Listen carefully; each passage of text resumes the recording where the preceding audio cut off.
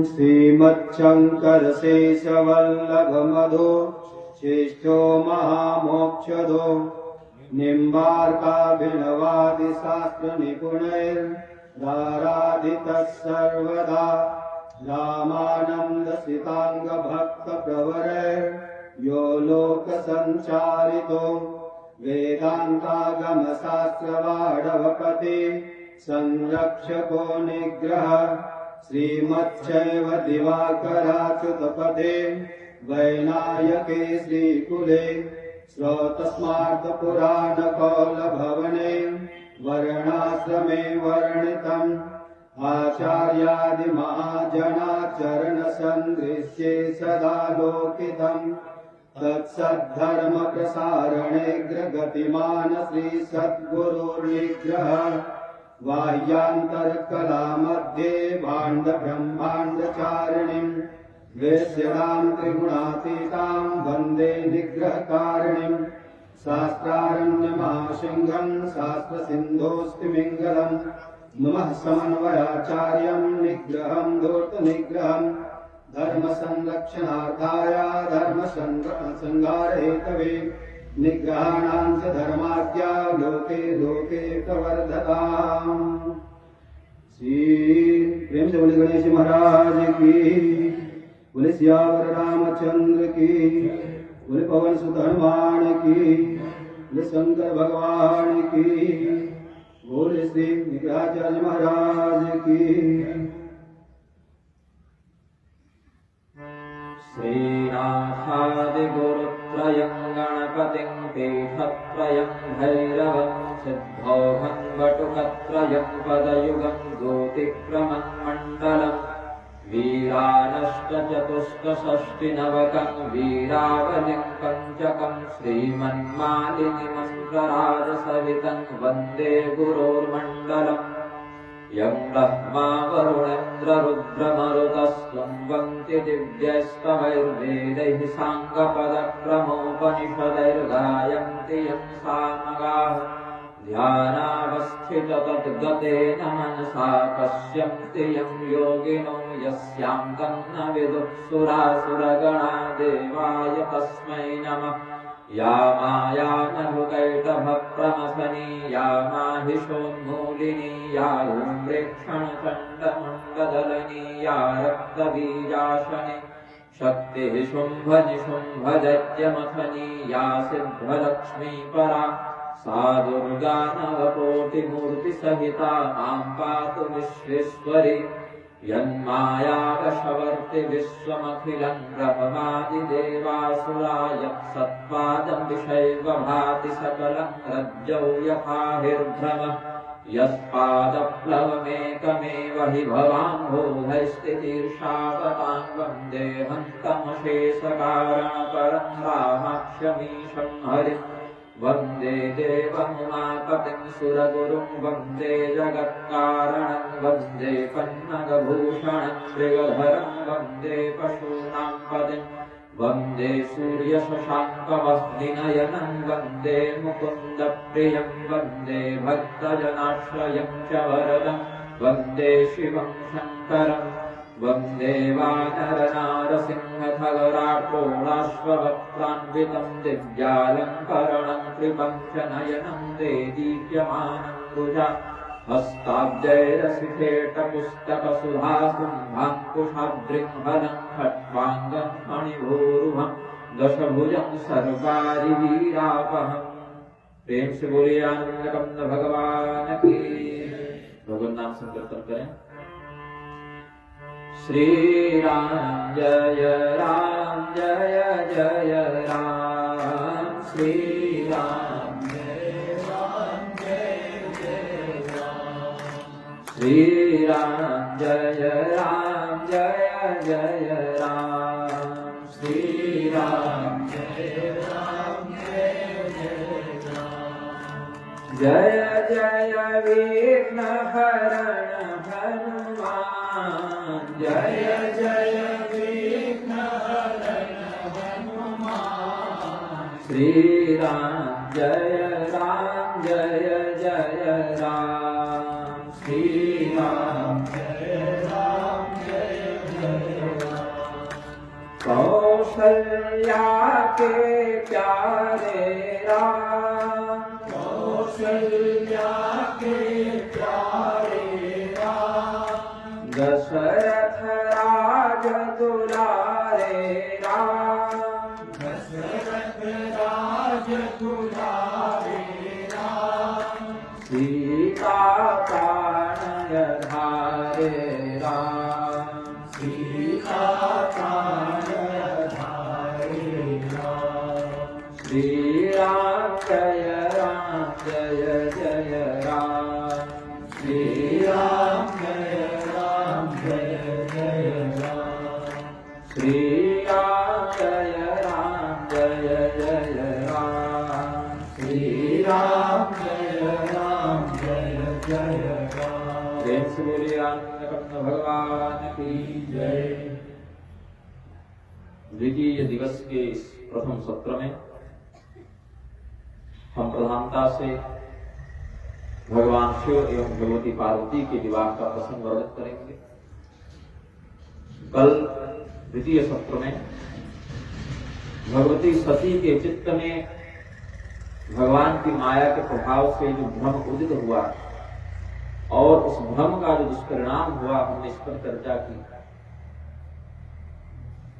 इन देव चरित्रों का उद्देश्य यह है कि हम इनसे प्रेरणा लेकर सतर्क रहें, भगवान के चरित्र में दोष बुद्धि या शंका बुद्धि न रखें।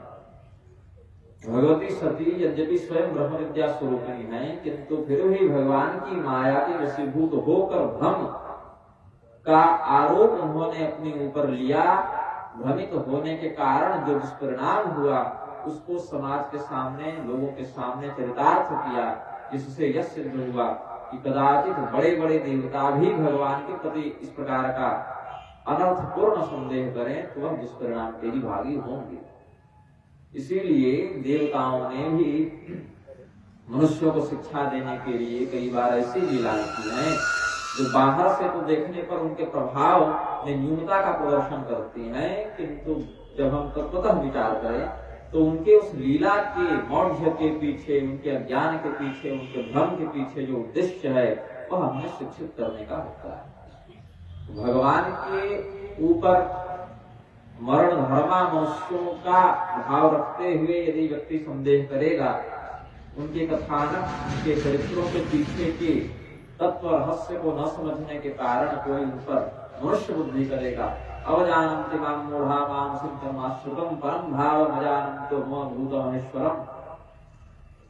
भगवान के दिव्य परब्रह्म स्वरूप को न समझकर उन्हें सामान्य मनुष्य मानते हुए जो व्यक्ति उनके साथ वैसा ही भाव रखेगा, भगवती सती के जीवन में जिस प्रकार का दुष्परिणाम घटित हुआ ऐसा ही उन्हें भी प्राप्त होगा, यह भाव है। भगवती सती ने महादेव के अपमान से क्षुब्ध होकर अपने पिता प्रजापति दक्ष के यज्ञ में योगाग्नि से अपने शरीर का परित्याग किया एवं अगले अवतार के रूप में हिमालय की पुत्री पार्वती के रूप में उनका पदार्पण हुआ। जैसे भगवान श्री रामचंद्र जी मानवों के समान गर्भ में नहीं रहे, अपितु सीधे प्रसव काल के आगमन पर प्रकट हो गए, वह प्रकट कृपा।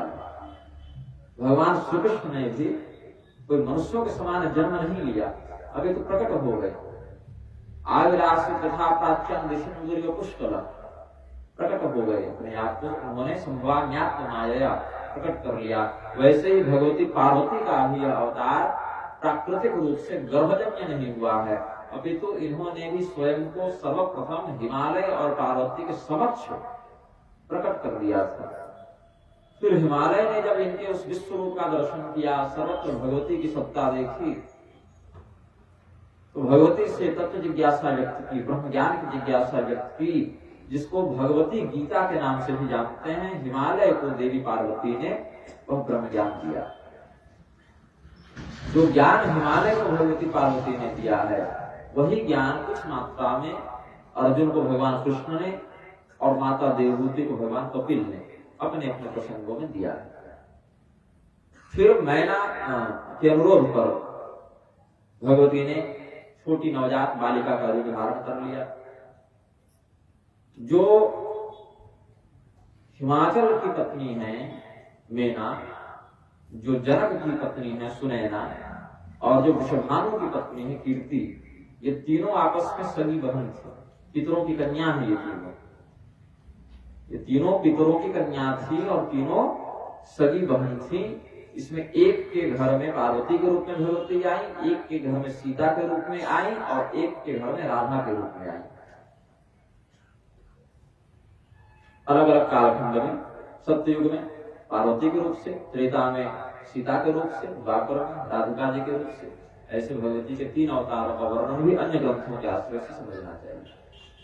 भगवती पार्वती ने जब पर्वतराज हिमालय के यहाँ पुत्री के रूप में अवतार ग्रहण किया, यद्यपि हिमालय पहले भी बहुत शोभायमान प्रतीत होते थे, बहुत दृढ़ता थी उनके व्यक्तित्व में, बहुत ही सुंदर, बहुत ही मनोरम, बहुत ही स्थैर्यत्व से वे युक्त थे, किंतु भगवती के पदार्पण होने पर उनका जो ऐश्वर्य है, उनकी जो शोभा है, इसमें और भी वृद्धि हो गई। और जो जो ऋषि महर्षि पहले हिमालय में नहीं भी रहते थे, अन्य क्षेत्रों में रहते थे, वे भी अपने अपने आश्रमों के लिए हिमालय में ही आ गए, वहीं आश्रम बना लिया, वहीं तपस्या करने के लिए पहुंच गए। पहले जो नदियां बहती थी वे और भी निर्मल हो गईं, साथ ही कुछ अन्य नदियां भी वहां प्रकट हो गईं, रत्न मणि इत्यादि के खान प्रकट हो गए, वृक्षों में और भी अधिक सुंदर फूल फल इत्यादि लगने लगे। तो हिमालय पर्वत जो पहले से शोभायमान था, उसकी विशेष शोभा हो गई। किंचित कालांतर देवर्षि नारद का आगमन हुआ। देवर्षि नारद के आने पर, देवर्षि के आने पर पर्वतराज हिमालय ने उनका बड़े भक्ति भाव के साथ समादर किया। और जैसा सामान्यतया माता पिता करते हैं कि कोई इस प्रकार से बांधा जाए तो अपनी कन्या का भविष्य जानने की इच्छा रखते हैं कि आप बताइए किससे विवाह होगा, इनके जीवन में क्या क्या घटनाएं घटित होंगी, ऐसा जो सामान्य भाव माता पिता का रहता है। उसी के कारण हिमालय ने अपनी पुत्री पार्वती के भविष्य को जानने की इच्छा से नारद मुनि के पास निवेदन किया। नारी सहित मुनि पद सिरुनावा, नारी सहित मुनि पद सिरुनावा, चरण सलिल सब भवन सिचावा, चरण सलिल सब भवन सिचावा, निज सौभाग्य बहुत गिरिवरना, निज सौभाग्य बहुत गिरिवरना, सुता बोली मेरी मुनि चरना, सुता बोली मेरी मुनि चरना। क्या पूछती है भगवती मीना? पर्वतराज हिमालय त्रिकालज्ञ सर्वज्ञ तुम्हां, गति सर्वत्र तुम्हारी, कहु सुता के दोष गुना, मुनिवर हृदय विचारी। आप तो त्रिकालज्ञ हैं, जो घटनाएं घटित हो चुकी हैं उनका भी आपको बोध है, जो अभी घटित हो रही हैं वर्तमान जगत में उन्हें भी आप जानते हैं, जो घटनाएं घटित नहीं हुई हैं, जो भविष्य में घटित होने वाली हैं, ऐसी अनागत घटनाओं को भी आप जानते हैं। नारद ने कहा क्या करें, इतनी सिद्धियों का तो है मुझे, लेकिन तुम्हें किस बात को जानना है, इस बात की जिज्ञासा है। तो अपनी पुत्री की ओर संकेत करते हुए कहा, कहु सुता के दोष गुना, मुनि बर हृदय विचार। अपने हृदय में विचार करके हमारी जो पुत्री पार्वती है उसके दोष गुणों का वर्णन करें। नारद मुनि तो पहचान गए, जो साक्षात मूल प्रकृति है। ब्रह्म और पुराण में भी है, देवी भागवत में भी है, कुछ पाठ में हो सकता है, लेकिन सिद्धांत यही है, गणेश जननी दुर्गा राधा लक्ष्मी सरस्वती सावित्री तो सृष्टि विधो प्रकृति पंचधा भवेत, ये बात वर्णित है। भगवान गणेश की माता जो है जगदम्बिका दुर्गा पार्वती, वो राधा लक्ष्मी सरस्वती और सावित्री, ये 5 मूल प्रकृति के 5 भाग हैं जो सृष्टि के प्रारंभ में ही थे। तो उन्हीं मूल प्रकृति का अंश भगवती पार्वती भी है।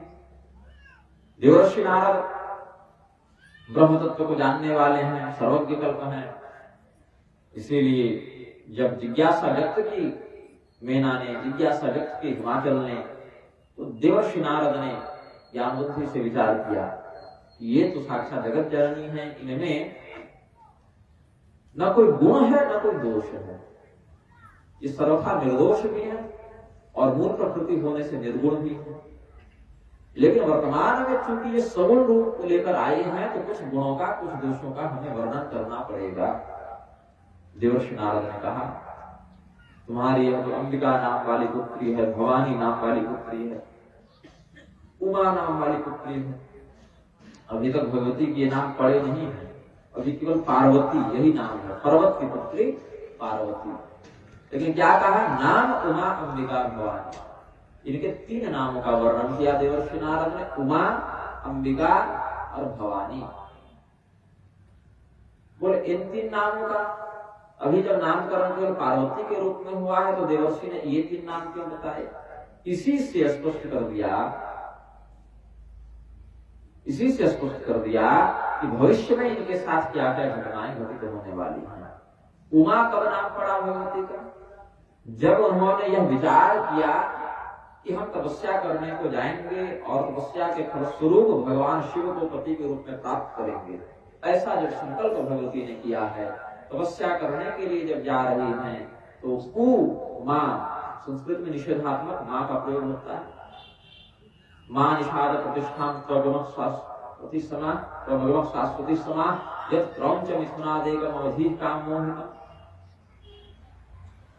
तो मां वहां पर जो शब्द आया, उसमें अनुस्वार पुनरुद्ध इत्यादि नहीं है, केवल मां, और निषेधात्मक होता है, नहीं मत करो, इस प्रकार से ऊ संबोधन में लगाते हुए और मां निषेधात्मक, तो नहीं ऐसा मत करो, तपस्या के लिए मत जाओ, ये भाव जब मीना का बना पार्वती के प्रति, तब उमा नाम भगवती का पड़ा। ऐसा अन्य पुराणों में, महाभागवत आदि में वर्णन किया व्यास ने। अंबिका का नाम पड़ा, अंबक शब्द को दर्शनार्थ प्रयुक्त किया गया है, जिससे देखा जाए। शरण्य त्र्यंबके गौरी नारायणी नमोस्तुते इत्यादि जो भगवती के नाम है, देवी पुराण के निरुक्ताध्याय में जिनका वर्णन किया गया। अंबक कहते हैं नेत्रों को, और नेत्रों में जो दर्शन शक्ति के रूप में विद्यमान है। यत् चक्षुषा न पश्यति येन चक्षुंसि पश्यति तदेव ब्रह्मत्वं विद्धि नेदं यदिदमुपासते। इन नेत्रों से हम परब्रह्म को नहीं देख सकते। देखने के लिए परब्रह्म को किसी नेत्र की आवश्यकता नहीं, क्योंकि उसी परब्रह्म की शक्ति से इस नेत्र में देखने की शक्ति आई है।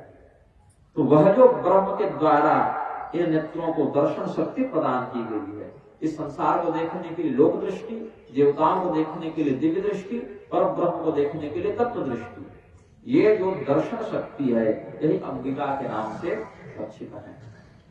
फिर कहा भवानी, तो भव की पत्नी भवानी के लिए प्रसिद्ध शब्द है। तो यही बता दिया कि हम अभी जो बताने जा रहे हैं उसमें पहले तो उमा नाम पड़ेगा, क्योंकि ये जब तपस्या करने के लिए जाएंगे तो तुम रोकोगी, बेटी तपस्या मत करो, पुत्री वन में मत जाओ, उमा भी नाम हो गया। फिर जब उन्हें भगवान शिव के प्रति ब्रह्म दृष्टि प्राप्त हो जाएगी, अभिन्नता प्राप्त हो जाएगी, तो अंबिका, और उसके बाद जब भगवान शिव के वाम भाग में बैठेंगे, तुम इनका विवाह कर दोगी भगवान शिव के साथ, तो नाम पड़ जाएगा भवानी।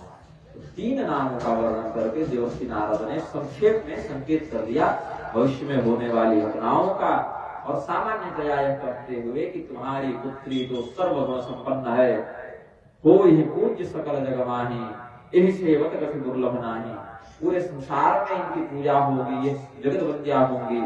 इनके अर्चना को करने वाले, इनके व्रत को करने वाले व्यक्ति समस्त संसिद्धि को प्राप्त करेंगे। श्री सुंदरी सेवन तत्परायण भोगस्य मोक्षस्य करस्थ एव, योग और भोग दोनों भगवती की कृपा से प्राप्त हो जाते हैं। यही सेवक कछु दुर्लभ नानी, इनकी सेवा करने वाले साधकों के लिए, भक्तों के लिए, प्रपन्नों के लिए कुछ भी दुर्लभ नहीं। इनका सौभाग्य सदैव अखंडित रखेगा, इनका सौभाग्य कभी क्षीण नहीं होगा, क्योंकि भगवान शिव स्वयं परब्रह्म है, वो तो नष्ट हो नहीं सकते, अविनाशी है भगवान शिव। तो जो अविनाशी की शक्ति हो वह भी नित्य सौभाग्यवती होती है, उनके सौभाग्य की हानि नहीं हो सकती। भगवती के लिए भी तव जननी सौभाग्य महिमा ऐसे कहते हैं आनंद लहरी शंकराचार्य ने तव जननी सौभाग्य महिमा, उनके सौभाग्य की महिमा का वर्णन किया। फिर देवर्षि नारद बोले, यद्यपि इन सभी सद्गुणों से तुम्हारी पुत्री संपन्न है, ये सब दुर्लभ गुण तुम्हारी पुत्री में सहज प्रतिष्ठित है, किंतु तुमने कहा कहु सुता के दोष गुण मुनि पर हृदय में विचार करके इसके दोष गुणों का व्याख्यान करें। तो हम गुणों का व्याख्यान तो कर चुके, अब कुछ दोषों का व्याख्यान भी करते हैं। अब इनके कान खड़े हो गए, क्या दोष है हमारा, उस दोष का निवारण क्या होगा ये बताइए, क्या पूजा कराएं, क्या पाठ कराएं, क्या अंगूठी पहनाएं, जो क्या कुछ बच्ची से करवा दें, कुछ हम स्वयं कर लें। बोले नहीं, अभी आवश्यकता नहीं है, कोई बाला रिश्त तो है नहीं, कोई ग्रह दशा तो बिगड़ी है नहीं, समस्या इनके ससुराल पक्ष से आने वाली है। ससुराल में क्या विलंबना, ये तो और गंभीर समस्या है, इस पर तो जल्दी समाधान करना चाहिए। देवर्षि नारद ने कहा, अगु शैल सुलक्षण सुता तुम्हारी, शैल सुलक्षण सुता तुम्हारी, सुनहु जे अब गुण दुचारी, सुनहु जे अब गुण दुचारी, अगुण अमान मातु पितु हीना, अगुण अमान मातु पितु हीना, उदासीन सब संशय छीना, उदासीन सब संशय छीना। यहाँ पर भगवान शिव के प्रति कुछ वचनों का प्रयोग किया देवर्षि नारद ने, जो बाहर से देखने से तो अवगुण के समान प्रतीत होते हैं, किंतु तत्व दृष्टि से देखने पर ये भगवान शिव के विशिष्ट गुण के रूप में लक्षित है। शिव निंदा करके जो दक्ष प्रजापति विनष्ट हो गए, जिन दक्ष प्रजापति को लोक निंदित बताया गया शिव निंदा के कारण उस प्रसंग में, बाकी की बात नहीं करता, लेकिन जितने अंश में उन्होंने भगवान शिव की निंदा की, द्रोह किया, उतने अंश में दक्ष प्रजापति की निंदा होगी, उनको दंड मिला।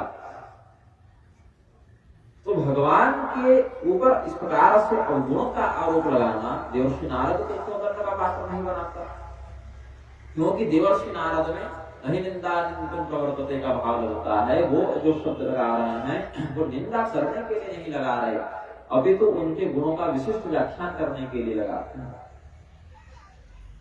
सबसे पहला अगुण, अब निंदा की दृष्टि से और प्रशंसा की दृष्टि से दोनों का विचार करते हैं। निंदा की दृष्टि से क्या करते हैं, अगुण, कोई गुण नहीं इसमें, ये गुणहीन है, किसी प्रकार का गुण विद्यमान नहीं जिसमें वही इसका प्रतीक होगा। बोले महाराज कोई गुण नहीं है, तो ऐसे गुणहीन व्यक्ति को कौन अपना जामाता बनाए, कौन दामाद बनाए। लोग पूछेंगे तुम्हारे दामाद में क्या गुण है, बोले कोई गुण ही नहीं है उसमें, वो तो गुणहीन है, तो ऐसा कैसे संभव है। अगुण का भाव यहाँ पर जो तत्व दृष्टि से समझते हैं, सभी गुणों से जो अतीत हो, किसी गुण से जो व्याप्त न हो, किसी गुण का जिस पर प्रभाव नहीं पड़ता हो। कौन कौन से गुण है भाई, सत्वं रजस्तम इति गुणाः प्रकृति संभवा निबध्नन्ति महाबाहो देहे देहिनम् अव्ययम्। सत्व गुण, रजोगुण और तमोगुण, ये तीनों गुण प्रकृति जन्य हैं, और इस शरीर में जो चेतन वास करता है, जो जीवात्मा वास करता है, उसको व्याप्त करते हैं ये तीनों गुण। बोले भगवान शिव को क्यों व्याप्त नहीं करते, क्योंकि वे देहबद्ध चेतन नहीं है, देह विनिर्मुक्त चेतन है। दुष्वद्दोपरि ही रुच्यते जयस्तु सहीनस्तंडुलेत कथ्यते। जो अन्न है जब छिलके से ढका रहता है तो उसे धान कहते हैं, और छिलका हट जाए तो उसे चावल कहते हैं। छिलके से आवृत अन्न को धान कहते हैं, छिलका हट जाए तो हम उसे चावल कहते हैं। उसी प्रकार से पाशबद्ध सदा जीव, पाशमुक्त सदा शिव।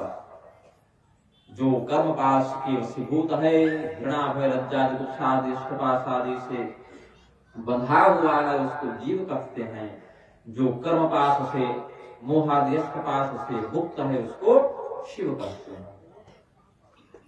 तो इस शरीर में रहने वाले जीवात्म संज्ञक चेतन को तो यह तीनों गुण बांधते हैं, किंतु देह विनिर्मुक्त शिव को ये गुण नहीं बांधते।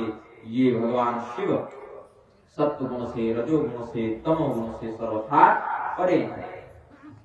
यद्यपि संहार रूपी क्रिया को करने के समय भगवान शिव तमोगुण का आश्रय लेते हैं। नारायण भूल लगता है यार, अगरबत्ती है ना? हाँ अगरबत्ती है, समस्या है।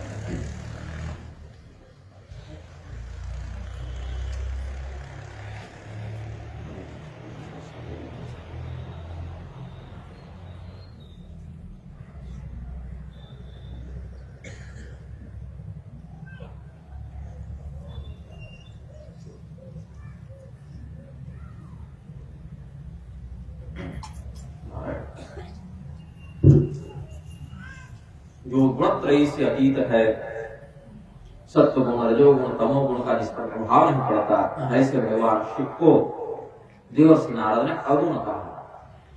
मतलब उनमें कोई गुण नहीं है, वह गुणों से निर्मुक्त हैं, गुणों से अतीत हैं। बैठ जाइए।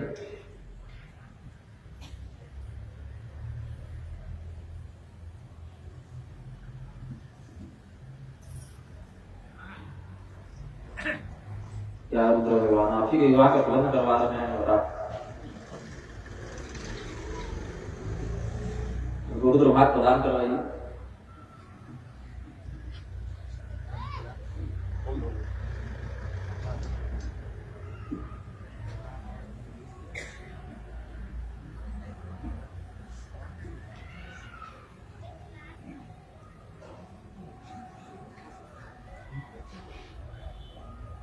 विलज्ज उद्गायते नृत्यते च मधुभक्ति युक्तो भजन पुनाते। मुझे प्राथमिक दृष्टि रखना चाहिए। बस कराणाम बताइए भी हम प्रणाम ही करते हैं यजुर्वेद। अमान दूसरा लक्षण क्या बताया? अमान।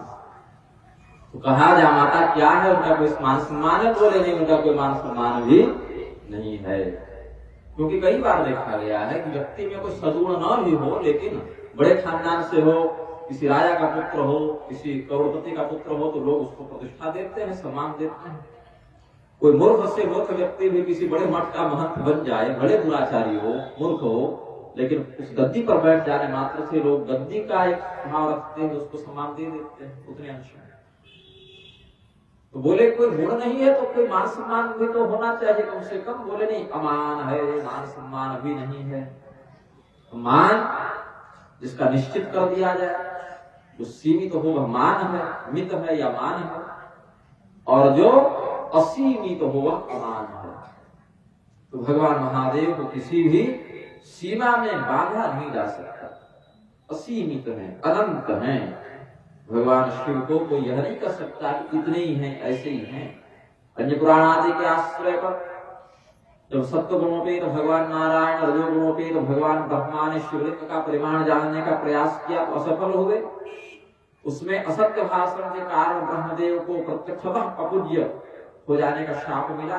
भगवान नारायण और भगवान महादेव ने, भगवान नारायण की सत्यनिष्ठा के कारण भगवान महादेव ने उनको प्रशस्ति प्रदान की। तो सत्य नारायण भगवान हैं, सत्य बोलते हैं, उन्होंने सत्य सत्य कह दिया कि हम शिवलिंग का परिमाण प्राप्त नहीं कर सकते। अनंत है भगवान रुद्र, तो अमान हो गए, उनका कोई निश्चित परिमाण उपलब्ध नहीं होता कि कितना है, कहां तक है। तो बाहर से देखने से अमान का अर्थ लगा जिसका कोई मान नहीं है, मतलब सम्मान इत्यादि नहीं है, प्रतिष्ठा नहीं है। अंदर से भाव लगा कि जिसकी कोई सीमा नहीं, जो असीमित है। माँ तो पितुहीना, बोले अच्छा उसके माता पिता क्या करते हैं, कौन है जिससे हमारी कन्या का विवाह होगा, उनके माता पिता का वर्णन कर दीजिए महाराज। बोले उसके माता पिता भी नहीं है, माँ तो पितुहीना। तो बाहर से देखकर लगेगा कि जिसके माता पिता नहीं है वह अनाथ है, लेकिन अनाथ नहीं है तो भोलेनाथ है, विश्वनाथ है, सोमनाथ है, वैद्यनाथ है। तो भगवान शिव, और अगर उनके योग परंपरा को देखें तो आदिनाथ है, सभी नाथों के नाथ आदिनाथ भगवान शिव बताए गए हैं। योग परंपरा में गोरक्षनाथ इत्यादि के मत में कहते हैं आदित्यनाथ आदिनाथ। तो भगवान महादेव को यहाँ बताया देवर्षि नारद ने, मातु पितु हीना, माता पिता से रहित हैं, विहीन हैं। तो इसका बाहर से भाव लगा कि अनाथ है, अंदर से भाव लगा कि सबों के उत्पत्ति करता यही है, अशेष कारण यही है, इसीलिए इनका कोई माता पिता नहीं, क्योंकि अजन्मा है, अज है। यद्यपि अन्य ग्रंथों के आश्रय से कहते हैं कि भगवान ब्रह्मदेव के क्रोध का आश्रय लेकर शिव जी का जन्म हुआ, लेकिन वह भी जन्म नहीं है। उस पर ब्रह्म ने ब्रह्मदेव के क्रोध का आश्रय लेकर तमोगुण का अधिष्ठाता बनकर संहार रूपी क्रिया को करने के लिए स्वयं को रुद्र के रूप में प्रकट कर दिया। यह समझना चाहिए। अहम ब्रह्मा च सर्वस्व, जो दक्ष प्रजापति के यज्ञ में भगवान रहस्य बताए, अपने ही शरीर में जो अंग हैं अलग अलग क्रिया को करते हैं, लेकिन व्यक्ति भेद नहीं देखता उसमें। वैसे ही अलग अलग क्रियाओं को संपादित करने के बाद ही परब्रह्म वही है। क्रिया भेद से उपाधि भेद हो जाता है। जो हमने कल कहा, एक ही व्यक्ति 10 काम करे तो 10 उपाधि से युक्त हो जाता है, 10 प्रकार के स्वरूपों से युक्त हो जाता है। फिर कहा उदासीन। उदासीनता बाहर से अर्थ लगे कि उसको कोई मायने मतलब नहीं है, किसी से कोई किसी से आसक्ति नहीं, किसी प्रकार का कोई प्रेम नहीं, किसी प्रकार का कोई देश नहीं, मतलब कि बिल्कुल क्या कहूं उसको, एक प्रकार से अस्तभ चित्त, मूढ़ चित्त जिसको कहते हैं, जिसको किसी दुनियादारी की समझ नहीं है, उदासीन, इस वृत्ति का आश्रय लेकर। और अंदर से अर्थ क्या लगा, उत कहते हैं ऊपर को, उस पर जो आसीन है, सबसे ऊपर जो बैठे वह उदासीन है। ये भाव भी लग सकता है शब्द का, जिसके ऊपर कोई नहीं अपितु जो सबसे ऊपर बैठा है। उत क्यों ऊपर जिसका आसन है, उत कहते हैं ऊपर को। उत्क्रमण इत्यादि शब्द है, उत्क्रमण, उत्प्लावन। तो ऊपर की ओर का संकेत करता है। वहां जो आसीन है, सबसे ऊपर जो आसीन है वह उदासीन है। ऐसा परब्रह्म जो सबसे ऊपर बैठा है कोई भगवान महादेव इसके पति होंगे। सब संशय छीना, अर्थात व्यक्ति संशय कब करता है, जब किसी क्रिया में प्रवृत्त हो, यह करे कि नहीं करे। संकल्प विकल्प ही संशय का आधार है। बोले सब संशय छीना, मतलब किसी प्रकार की क्रिया में इनकी प्रवृत्ति नहीं होगी, लापरवाही करेंगे, जब ढंग से चिंतन नहीं करेंगे, कर्मठ नहीं रहेंगे तो संशय भी नहीं होगा। और भगवान शिव के गुण के रूप में यह कैसे रक्षित हो जाता है। चित्रं वटतरोर मूले वृद्धा शिष्या गुरु युवा, गुरोस्तु मौनं व्याख्यानं शिष्यास्तु क्षिप्न संशया। भगवान दक्षिणामूर्ति का स्वरूप जब महादेव ने धारण किया तो बरगद के वृक्ष के नीचे बैठे थे। बड़े बड़े वृद्धावस्था को प्राप्त ऋषि महर्षि उनके शिष्य बनकर आए, और भगवान शिव अत्यंत युवा शरीर को, जवान शरीर को धारण किए हुए थे। उस प्रवचन में एक भी शब्द नहीं बोला गया, बिल्कुल शिव जी मौन रह गए। गुरोस्तु मौनम व्याख्यानम, गुरु का जो व्याख्यान था वह मौन ही उनका व्याख्यान था, लेकिन उनके मौन मात्र में भी इतना गांधीर्य था, इतना प्रातिभ था कि उनके दर्शन मात्र से ऋषियों का संशय नष्ट हो गया। तो जो अपने दर्शन मात्र से अपने शिष्य का संशय नष्ट कर दे, ऐसा व्यक्ति स्वयं किसी संशय से युक्त कैसे हो सकता है। अतएव भगवान शिव की सर्वज्ञता ही उन्हें संशय छीन बनाती है।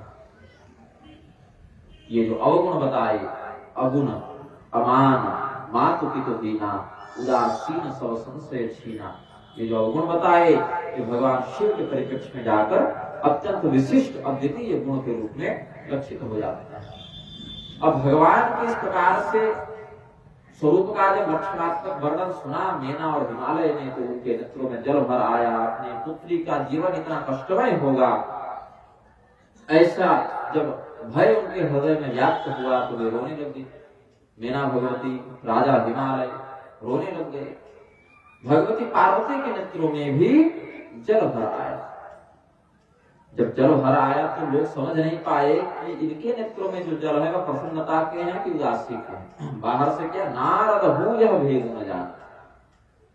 पार्वती के नेत्रों में जो जल है, मेना और हिमालय के नेत्रों में जो जल है, इनमें क्या भेद है इसको नारद मुनि भी नहीं जान सके। मेना और हिमालय तो यह सोचकर रो रहे हैं कि हमारे जामाता इस प्रकार से अवगुणी होंगे, हमारी पुत्री को उत्तम वर नहीं मिलेगा, इसका खेद है उन्हें।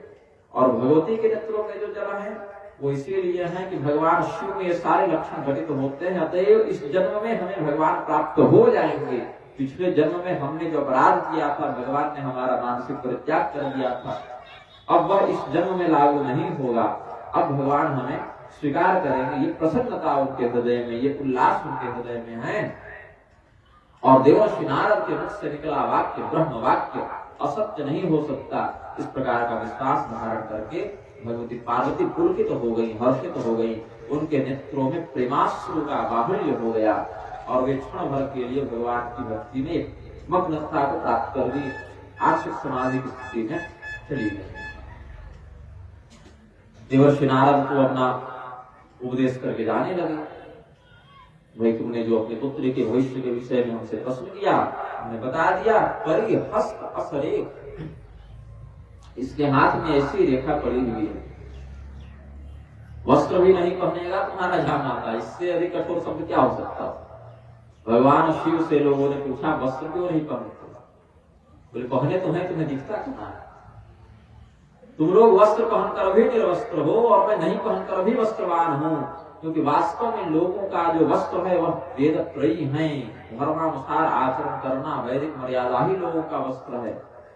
ब्रह्मांड पुराण में इस रहस्य को भगवान ने खोला है, ऋषियों के प्रश्न करने पर। ब्रह्मांड पुराण में देवर्षि नारद के पूछने पर, महर्षि भृगु के पूछने पर, विश्वामित्र आदि के पूछने पर ऋषि महर्षियों के प्रश्न का उत्तर देते हुए भगवान ने कहा, जो व्यक्ति धर्मानुसार वैदिक मर्यादा के अनुसार सब धर्माचरण करता है वह व्यक्ति ही वस्त्रवान है। जो व्यक्ति बाहर से रेशम के, कपास के इत्यादि का वस्त्र पहन कर भी शास्त्र विरुद्ध आचरण करता है उसको निर्वस्त्र ही जानना चाहिए। ये रहस्य भगवान ने कहा। तो जब देवर्षि नारद इस प्रकार से कह के जा रहे थे तो राजा हिमालय ने कहा कि महाराज ये तो आपने समस्या बताई, समाधान कहाँ बताया। कुशल ज्योतिषी तो वह है जो समस्या के साथ समाधान ही बताए, समस्या बता दी समाधान कुछ बता नहीं रहे। तो देवर्षि नारद ने कहा, कह मुनि सहिनवंत सुनो, जो विधि लिखा लीला, देवदनुज नर नागमुनि, को न में तनिहार। हे हिमालय, जो मैं कहता हूँ उसको अक्षरशः सत्य जानो, ये विभाग हमारे पिताजी का है। देवर्षि नारद के पिता है ब्रह्मा विधि, बोले ये हमारे पिताजी का काम है। जो विधि लिखा लीलार, जो मस्तक में कपाल रेखाओं में ब्रह्मदेव ने लिख दिया, उसको कोई देवता, राक्षस, मनुष्य, नाग, ऋषि, महर्षि नहीं मिटा सकते। यद्यपि भाव ही मेट सके त्रिपुरारी, त्रिपुरारी तो देव दनुज नर नाग मुनि में नहीं आते हैं, वो तो परम ब्रह्म है। भगवान को, भगवान नारायण, भगवान महादेव इत्यादि को देवता कहना भी एक प्रकार से इनकी निंदा ही है, क्योंकि ये देवताओं के भी परम देवता है। देवताओं की अपेक्षा भी इनका जो स्तर है बहुत विलक्षण है। इनको देवता भी अगर कहें एक दृष्टि से वह भी इनके लिए उपयुक्त उपाधि नहीं है। तो देवाधिदेव, महादेव इत्यादि विशिष्ट लक्षणों का हम प्रयोग करते हैं। भगवान महादेव यद्यपि भावी को मेटने में समर्थ हैं, लेकिन यहाँ पर वो भावी मेटेंगे नहीं, क्योंकि यही भावी तो उनके भावी विवाह का निमित्त बनने वाला है। तो कह दिया कि देवता, दानव, दनुज, नर नाग मुनि इत्यादि विधाता के लिखे को मिटा नहीं सकते, इसीलिए कोई लौकिक व्रत दान इत्यादि उपाय तो नहीं है कि ये तुम्हारा जो जामातागत अवगुण है वह नष्ट हो जाए, बढ़िया सद्गुणी जामाते की प्राप्ति हो जाए। लेकिन एक इसमें अपवाद हो सकता है कि जितने जितने हमने अमंगलकारी तत्वों का तुम्हारे सामने वर्णन किया, तो सभी अमंगलकारी तत्व जाकर भगवान शिव में मंगल सूचक प्रभाव को धारण कर लेते हैं। इस प्रकार से जे जे बर के दोष बखाने, जे जे बर के दोष बखाने, ते सब शिव कहीं मैं अनुमाने, सब शिव परी जो विवाह शंकर सन होई, जो विवाह शंकर सन होई, दो सब गुण सम कह सब होई, दो सब गुण सम कह सब होई। इस प्रकार से जितने अवगुणों का हमने तुम्हारे समक्ष वर्णन किया, ये सभी भगवान शिव में भी विद्यमान है, किंतु अमंगल के रूप में नहीं, मंगल के रूप में विद्यमान है। सर्प पर शयन करना बड़ा अमंगल सूचक लक्षण है, किंतु वही जब भगवान विष्णु पर लागू होता है तो उसके परम ऐश्वर्य का प्रतीक हो जाता है, परम सद्गुण का प्रतीक हो जाता है। भगवान सूर्य का प्रकाश उचित वस्तु पर, अनुचित वस्तु पर सब जगह पड़ता है, किंतु अपने महिमा के कारण भगवान सूर्य उससे लिप्त नहीं होते, उन्हें कोई अशुद्धता की प्राप्ति नहीं होती। अग्नि में अपने अपने स्थान पर अग्निदेव के अंदर कोई हवन से आहुति कर रहा है, कचरा जला रहा है, कोई दीपक के रूप में प्रयोग कर रहा है, कोई अंतिम क्रिया के लिए प्रयोग कर रहा है, कोई विवाह के लिए प्रयोग कर रहा है, कोई खाना बनाने के लिए, भोजन प्रसाद बनाने के लिए प्रयोग कर रहा है। तो एक ही अग्नि बहुत से शुद्ध अशुद्ध तत्वों को जलाती है, उसका दहन करती है, किंतु वह अग्नि उस दोष से लिप्त नहीं होती। तो कहा जो समर्थ है उसको इन शुभाशुभ परिणामों का प्रभाव नहीं पड़ता। अब लोग इस उक्ति का दुरुपयोग करने लगे हैं, समर्थ को नहीं दोष गोसाई, मतलब जिसके पास बहुत पैसा है और जिसके पास बहुत लोग हैं और समर्थ हो गया, ऐसा नहीं। अभी अगर कोई करोड़पति, अरबपति, ब्राह्मण, ऐसे तो देखने कब मिलते हैं, करोड़पति, अरबपति, ब्राह्मण देखने को कब मिलते हैं, अन्य वर्णों में तो है। लेकिन अगर वह विजातीय या विधर्मी विवाह कर ले तो लोग क्या करेंगे, जानते हैं वह गलत क्या है, लेकिन बहुत प्रखरता से उसका विरोध नहीं कर पाएगा, उसके धनबल के कारण। कोई बहुत अमीर व्यक्ति अगर कोई अधर्म कर दे तो लोग उसका विरोध उतनी दृढ़ता से नहीं कर पाएंगे जितना एक निर्धर का कर लेंगे, और वहां पर वकालत में क्या कर देंगे, समर्थ को नहीं दोष गोसाई। ऐसा नहीं। लौकिक मनुष्य के पास जितनी शक्ति, जितना धन, जितना ऐश्वर्य या जितना ज्ञान, प्रतिष्ठा हो सकती है आज के पीढ़ी परिप्रेक्ष्य में, उससे करोड़ों गुना अधिक रावण, कुंभकर्ण, दुर्योधन, शिशुपाल आदि के पास थी, फिर भी अपने अशुभ कृत्य का उन्हें दंड मिला, क्योंकि वे समर्थ नहीं थे। समर्थ कैसा हो इसको भी गोस्वामी ने वर्णन किया।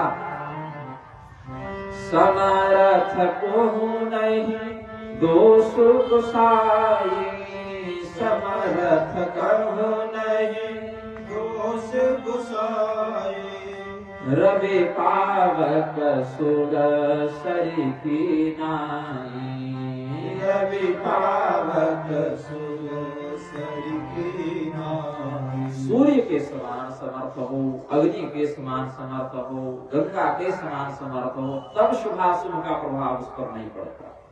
यदि हम अग्नि, सूर्य, गंगा इत्यादि के समान समर्थ नहीं है तब तो पड़ेगा ही। यथा रुद्रोध्वजम विषम, भगवान शिव समर्थ थे, हलाहल का, कालकूट का पान कर गए भगवान शिव, उनके द्वारा पान किया गया, तो वे नहीं मरे, उनको कोई प्रभाव नहीं पड़ा, अपितु वह विष भी उनके कंठ की शोभा ही बढ़ाने लगा। इसी प्रकार से गंगा जल से यदि आप मदिरा बना लें, बाहर निकाल दें मूल स्रोत से गंगा जल को, उससे मदिरा बना दें तो भी वह मदिरा ग्राह्य हो जाती है, ऐसी बात नहीं। लेकिन बाहर की सामान्य जल से बनी मदिरा भी गंगा जी में डाल दें, उससे अभिन्न हो जाएगा, 1-2-4 किलोमीटर के बाद वही गंगा जल, कोई दोष नहीं। तो गंगा जी का सामर्थ्य है कि उसके दोष को अपने तेज से, अपने पवित्रता के प्रभाव से नष्ट करके उसको आपवत कर ले। इसीलिए गंगा जी को दोष नहीं लगता सामर्थ्य बल के कारण। सामान्य मनुष्य वैसा सामर्थ्यवान नहीं है। अल्प शक्ति नरो यस्मान मदेव चरितम करे। कौशिक रामायण में विश्वामित्र जी ने देवराज को बताया। इसी को बाद में चाणक्य ने अपनी नीति में लिखा। चाणक्य ने जो अपना लिखा सिद्धांत नीति सूत्रों में, नीति श्लोकों में, उसको इसी कौशिक रामायण से उन्होंने लिया। अल्प शक्ति नरो युष्मान देवचरित्र करे, मनुष्यों की शक्ति सीमित है, इसीलिए देवताओं के चरित्र की नकल उसे नहीं करनी चाहिए। भगवान भी समर्थ है, महादेव समर्थ है, इसीलिए हे हिमालय, हमने जिन अवगुणों का तुम्हारे समक्ष वर्णन किया वे भगवान महादेव के पास जाकर स्वयं गुण का स्वरूप धारण कर लेंगे। अमंगल्यं शीलं तव भवतु नामैवमखिलं तथापि स्मर्त्रेणां वरद परमं मंगलमसि। यद्यपि बाहर से अमंगलकारी वेश को, आभूषण को धारण करते हैं भगवान शिव, किंतु स्वयं इतने मंगलमय हैं कि उनका नाम लेने वाला व्यक्ति भी समस्त वासनाओं से मुक्त हो जाता है, परम मंगलमय धाम को प्राप्त कर जाता है, परम कल्याण को प्राप्त कर जाता है। तो भगवान महादेव के साथ मिलने मात्र से उनका जो सर्प का आभूषण है, जो चिताभस्म है, जो नरमुंड की माला है, जो और भी अशुभ भूत प्रेत पिशाचादि तत्व है, ये भी शिव संसर्ग वशात पवित्र हो जाते हैं, मंगलकारी हो जाते हैं। तो कहा कि भगवान शिव भी समर्थ हैं, शंभु सहज समर्थ भगवान। एहि विवाह सब विधि कल्याण। यह जो विवाह है वह सामान्य दोष तो है इनमें, लेकिन भगवान शिव समर्थ हैं, इसीलिए उनके साथ विवाह कर लो तो मंगलमय हो जाएगा, कल्याणकारी हो जाएगा। भगवान शिव से विवाह हो जाए तो कल्याणकारी यह हो जाएगा। लेकिन समस्या क्या है, शिव जी को विवाह के लिए मनाए कौन? हमने तो उपाय बता दिया, हमारी ओर से बात हमने तय कर ली, लेकिन सामने वाले पक्ष से भी तो स्वीकृति मिलनी चाहिए। और यहां से आगे क्या करना है तुम देख लो, हमने मार्ग दिखा दिया, चलना तुम्हें स्वयं है। तो शिव जी को प्राप्त करना तो बड़ा कठिन है। शिव जी के पास ऐसे ही थोड़े चले गए कि आप हमारे पुत्री से विवाह कर ले, ऐसा कह दिया तो भगवान ने कहा ठीक है मुहूर्त निकलवा। ऐसा तो संभव नहीं है। भगवान शिव को प्राप्त करना है तो उसके लिए अद्भुत समर्पण, अद्भुत भक्ति, तपोबल की आवश्यकता है। ऐसा विचार करके भगवती पार्वती ने तपस्या का संकल्प किया। मीना भगवती ने तो स्वीकृति नहीं दी, पहले माता जी ने तो स्वीकृति नहीं दी, बोली मेरी पुत्री का विवाह नहीं होगा, ये स्वीकार है, ऐसे वर्ष से हम विवाह नहीं करेंगे। क्योंकि वे जब सुनी पहले कि मेरे जामाता में यह दुर्गुण होंगे, तो बाद में देवर्षि नारद ने जो समाधान दिया उसको उतने ध्यान से सुन नहीं पा रही।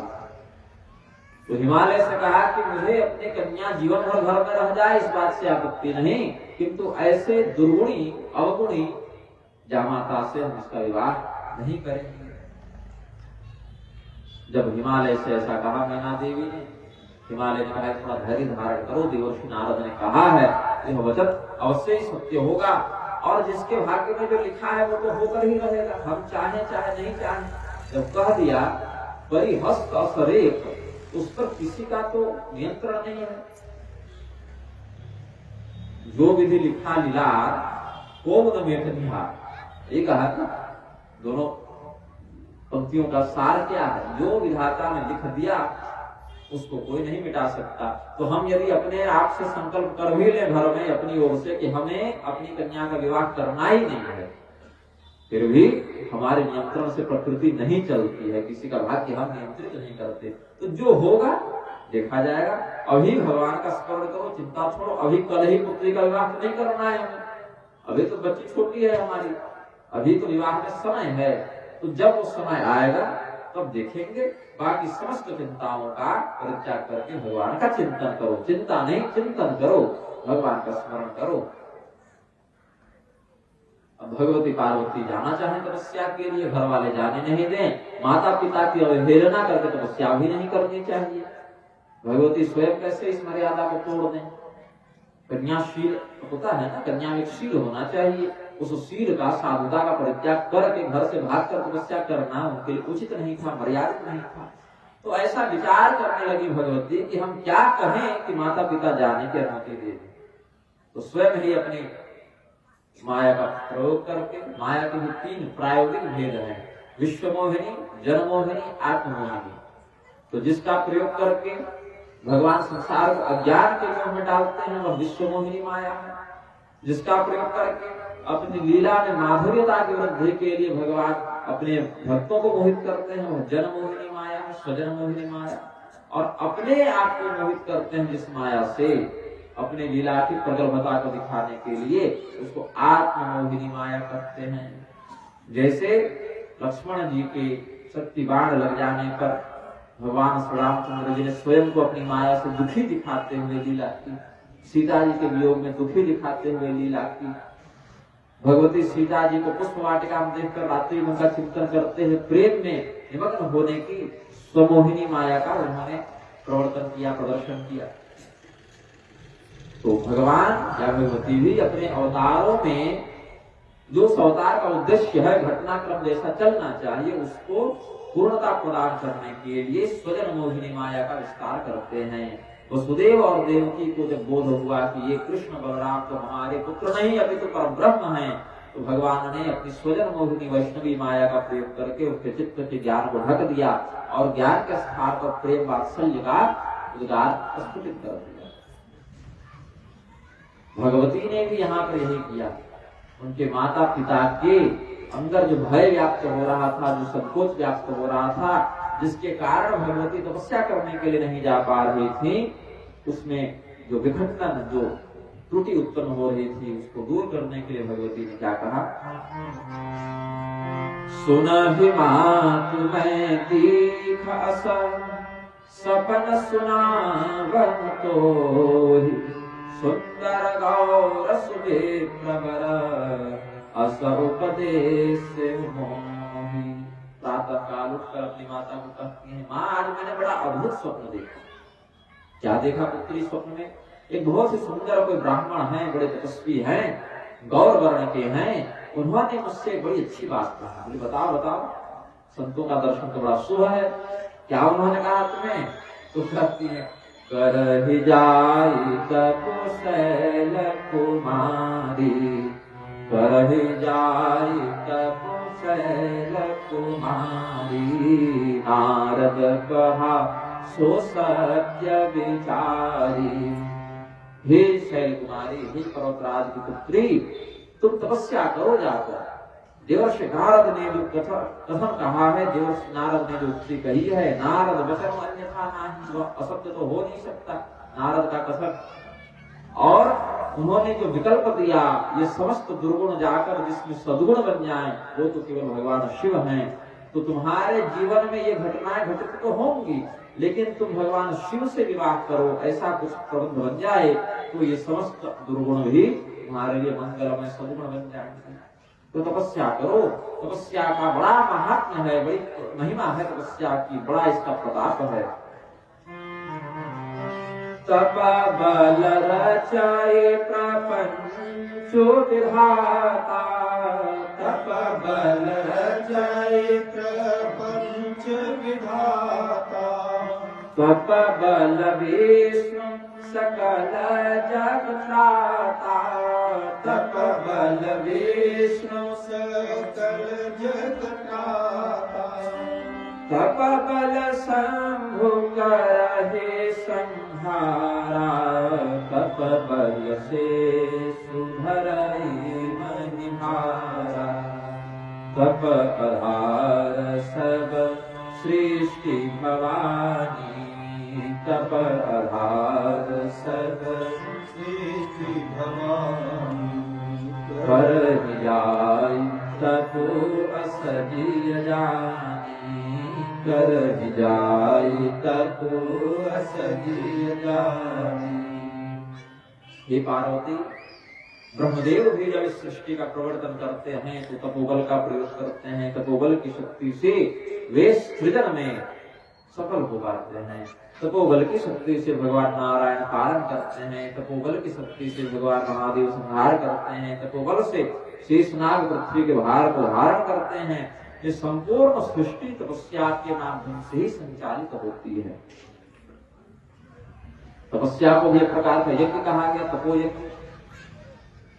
तो तपस्या का तुम आश्रय ग्रहण करोगी तो भगवान शिव से तुम्हारा विवाह हो जाएगा। और जब यह संभव हो, शिव पार्वती का विवाह संभव हो, तो जितने अमंगलकारी दुर्गुण तुम्हारे पति में नारद बता कर गए हैं, वे भी स्वयं स्वभावतः सद्गुरु के रूप में परिणत हो जाएंगे। इस प्रकार से जब भगवती ने अपनी माता को अपने स्वप्न का उल्लेख किया, उन्होंने राजा हिमालय को बताया और कहा कि देखो देवर्षि नारद का भी कथन था ही, इसको बार बार स्वप्न में ऐसी प्रेरणा मिल भी रही है, तो यही विधाता का मत है, यही भगवान की इच्छा है, इसको रोकना नहीं चाहिए। यद्यपि प्रारंभ में तो मीना ने रोका है, ऊ माँ ऐसे कहा, माँ तो वही अक्षर, ए बन जाओ रुको, उसी में नाम पड़ा उमा। और तपस्या करती गई करती गई करती गई, दीर्घकाल तक कठोर तपस्या किया, अंत में केवल पत्ते खाकर रहने लगी, सूखे पत्ते। फिर वह भी छोड़ दिया, तो इन्हीं उमा का नाम पड़ गया अपर्णा।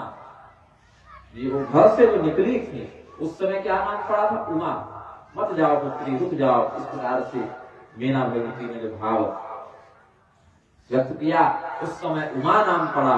और जब उस उमा ने कठोर तपस्या करते हुए सूखे पत्ते भी खाना छोड़ दिया, उमहि नाम तब भजौ अपर्णा, तब उनका नाम पड़ गया अपर्णा।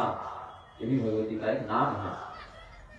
जब अपर्णा नाम पड़ गया, इतने कठोर तपस्या कर दी भगवती ने, तब आकाशवाणी होती है।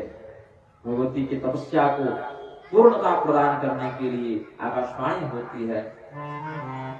भयउ मनोरथ सुफल तव, सुन गिरिराज कुमारी, परिहर दुसह कलेश सब, अब मिलिहे त्रिपुरारी। तुमने जो तपस्या की, इतना कठोर व्रत किया, अपने शरीर को सुखा दिया तपस्या करके, वह पूर्ण हुआ, सफल हुआ। इसका मंगलमय परिणाम तुम्हें शीघ्र प्राप्त होगा। भगवान शिव से तुम्हारा शीघ्र ही विवाह होगा, तुम्हारा मनोरथ पूर्ण होगा। भगवती को भगवान की प्राप्ति का वरदान ब्रह्मवीरा के माध्यम से, आकाशवाणी के माध्यम से प्राप्त हुआ। फिर आदेश हुआ आकाशवाणी के माध्यम से कि अब तुम इस तपस्या से विश्राम ले लो, अब तुम्हें अधिक तपस्या करने की कोई आवश्यकता नहीं है। कुछ दिन यहाँ विश्राम करो, फिर जब तुम्हारे पिता तुम्हें लेने के लिए आए तो बिना हट किए वापस घर को चली जाना। वहां पर जिद मत करना कि मैं यही छोड़ दी, जब और तपस्या करनी है। जो तुम्हारा परम उद्देश्य था वह सफलीभूत हो जाएगा। अब इधर से भगवान शिव की स्थिति का वर्णन प्रारंभ किया गोस्वामी जी ने। पार्वती जी का तो इतना हमने चरित्र बता दिया। सती देवी के देह त्याग के बाद से शिव जी की क्या स्थिति है तो बताया, जब ते सती जाय तनु त्यागा, जब ते सती जाय तनु त्यागा, तब ते शिव मन भयउ विरागा, तब ते शिव मन भयउ विरागा। जपहि सदा रघुनायक नामा, जपहि सदा रघुनायक नामा, जहाँ तहाँ सुनहि राम गुण गामा, जहाँ तहाँ सुनहि राम गुण गामा। चिदानंद सुखधाम शिव, विगत मोह मदहा, विचरहि महि भरे हृदय हरि, सकल लोक अभिराम। देवी सती के देह त्याग के बाद कुछ समय तो भगवान शिव बड़ी व्यथा में रहे। यद्यपि हृदय से परित्याग कर ही दिया था, लेकिन सती का शरीर त्याग देना एक बहुत बड़े अवसाद को जन्म दिया शिव जी के चित्त। वह भी भगवती सती ने कोई अपने कारण शरीर नहीं त्यागा ना, शिव निंदा को सहन न करने के कारण त्यागा। तो भगवान शिव कुछ काल व्यथित चित्त रहे, फिर उन्होंने वैराग्य बुद्धि का आश्रय लिया। अपने हृदय में भगवान नारायण को धारण करते हुए उनके ही चिंतन में लगे रहकर वे इस पृथ्वी पर भ्रमण करने लगे। रुद्रस्य हृदय विष्णु, विष्णुस्य हृदय शिव, वेद भगवान उपदेश करते हैं। भगवान नारायण के हृदय में भगवान महादेव का वास है, भगवान महादेव के हृदय में भगवान नारायण का वास है। अपने हृदय में विचरहि महि भरि हृदय हरि, सकल लोक अभिराम। संपूर्ण संसार को आनंदित करने वाले भगवान नारायण को अपने हृदय में स्थापित करके भगवान शिव विचरण करने लगे। कुछ काल के बाद भगवान श्री रामचंद्र जी के स्वरूप में वो निष्ठा रखते थे, उस रूप के प्रति उनका सहज भाव प्रदर्शित होता था। राम तत्व पर उनकी विशेष आस्था थी भगवान शिव की। तो श्री रामचंद्र जी के ही रूप में भगवान ने दर्शन दिया और कहा कि पार्वती जी के रूप में सती का पुनर्जन्म हो चुका है। आपकी प्राप्ति के निमित्त पार्वती बहुत कठोर तपस्या भी कर रही हैं, इसीलिए हे महादेव, आप जो वैराग्य वृत्ति को लेकर अभी चल रहे हैं इसको यथाशीघ्र पूर्ण कर लीजिएगा, और जब विवाह के लिए आपके पास प्रस्ताव भेजा जाएगा तो उसको स्वीकार कर लीजिएगा। भगवान महादेव बोले, प्रभु फिर मत फंसाइए। एक बार मैंने विवाह किया था, फिर सती के माध्यम से आपका जो तिरस्कार हुआ, तिरस्कार ही कहेंगे, भगवान की परीक्षा लेने के लिए गई हूँ सीता का रूप बना के, तिरस्कार ये प्रकार से हुआ। मैं नहीं चाहता ये सब फिर से हो। बोले देखिए, माता पिता गुरु और स्वामी की आज्ञा को बिना विचारे ही कर देना चाहिए। अब भगवान अगर ऐसे देखे तो रुद्र की उत्पत्ति ब्रह्म क्रोध से और ब्रह्म की उत्पत्ति पद्मनाभ से हुई, भगवान विष्णु के नाभि कमल से। तो इस प्रकार से हम आपके पूर्वज लग गए इस दृष्टि से, और गुरु किस दृष्टि से लगे तो भगवान महादेव तमोगुण के अधिष्ठाता है, तमोगुण के ऊपर गुरुता को धारण करता है रजोगुण, और रजोगुण के ऊपर की गुरुता को धारण करता है सत्वगुण। तो जो गुरुता को धारण करे वह गुरु है। ऊर्ध्वं गच्छन्ति सत्वस्था, मध्ये तिष्ठन्ति राजसा, जघन्य गुण प्रतिष्ठा, अधो गच्छन्ति तामसाः। तमोगुण के ऊपर रजोगुण और रजोगुण के ऊपर की गुरुता सत्वगुण के पास है, तो इसीलिए आपके गुरु लग गए हम। तो बहुत बढ़िया। और स्वामी स्वामी सेवक सखा तो हम लोग एक दूसरे के हैं, एक दूसरे के इष्ट भी हैं, एक दूसरे के साधक भी हैं, एक दूसरे के साध्य भी हैं। तो अभी मैं आपको आदेश दे रहा हूं महादेव, अभी यहाँ पर मैं ही आपका इष्ट बन गया, मैं ही आपका गुरु बन गया, मैं ही आपका स्वामी बन गया। भगवान ने सख्य भाव से कहा, आप बिना विचारे मेरी बात मान लीजिए। भगवान के ऐसे संकेत को समझकर शिव जी ने भी सहमति दी। मात पिता गुरु प्रभु कह बानी, बिना विचार करे सो जाने। इसीलिए प्रभु आपने जिस प्रकार का हमारे समक्ष आदेशात्मक व्यवहार किया है, हम आपको अपना माता पिता गुरु स्वामी इत्यादि मानते हुए हम कोई बुरा ग्रह नहीं करेंगे। आपने जो कहा हम स्वीकार कर लेते हैं। हमें भी यह ज्ञात है कि पार्वती मेरी प्राप्ति के लिए तपस्या कर रही है, और तपस्या का फल तो उन्हें प्राप्त होगा ही, भगवती की तपस्या तो निष्फल होगी नहीं।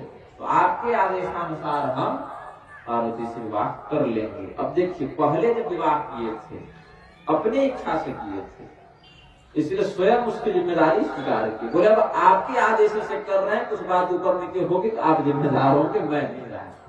यद करोसि यदस्नासि यज्ञोसि ददासि यद तपस्यसि कौन्तेय तत्पुरुषो मदर्पणः। अपने मन से नहीं कर रहा। कहते हैं ना आजकल के बच्चे भी, माता पिता कहने पर मैं विवाह कर रहा हूँ, कुछ ऊपर नीचे होगा तो मुझे कहने मत आना। माता पिता के कहने के कारण हम विवाह कर रहे हैं। भगवान शिव ने कहा कि आपको मैं माता पिता गुरु स्वामी मानकर आपके वचन को ठुकरा नहीं सकता, आपके वचन को पूर्ण करूंगा, मैं विवाह कर लूंगा। भगवान भी बोले ठीक है। हम परिणाम हो गए। फिर सप्तऋषि आए।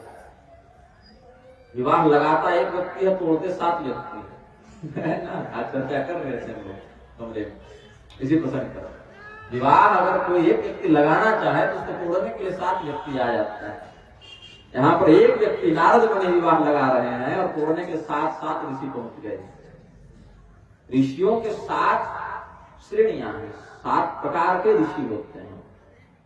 महर्षि, देवर्षि, ब्रह्मर्षि, राजर्षि, कांडर्षि, श्रुतर्षि और परमर्षि, 7 होते हैं। फिर इन 7 में बहुत ही श्रेष्ठ होते गए, उनको फिर 7 से एक को लेकर सप्तर्षि बना दिए।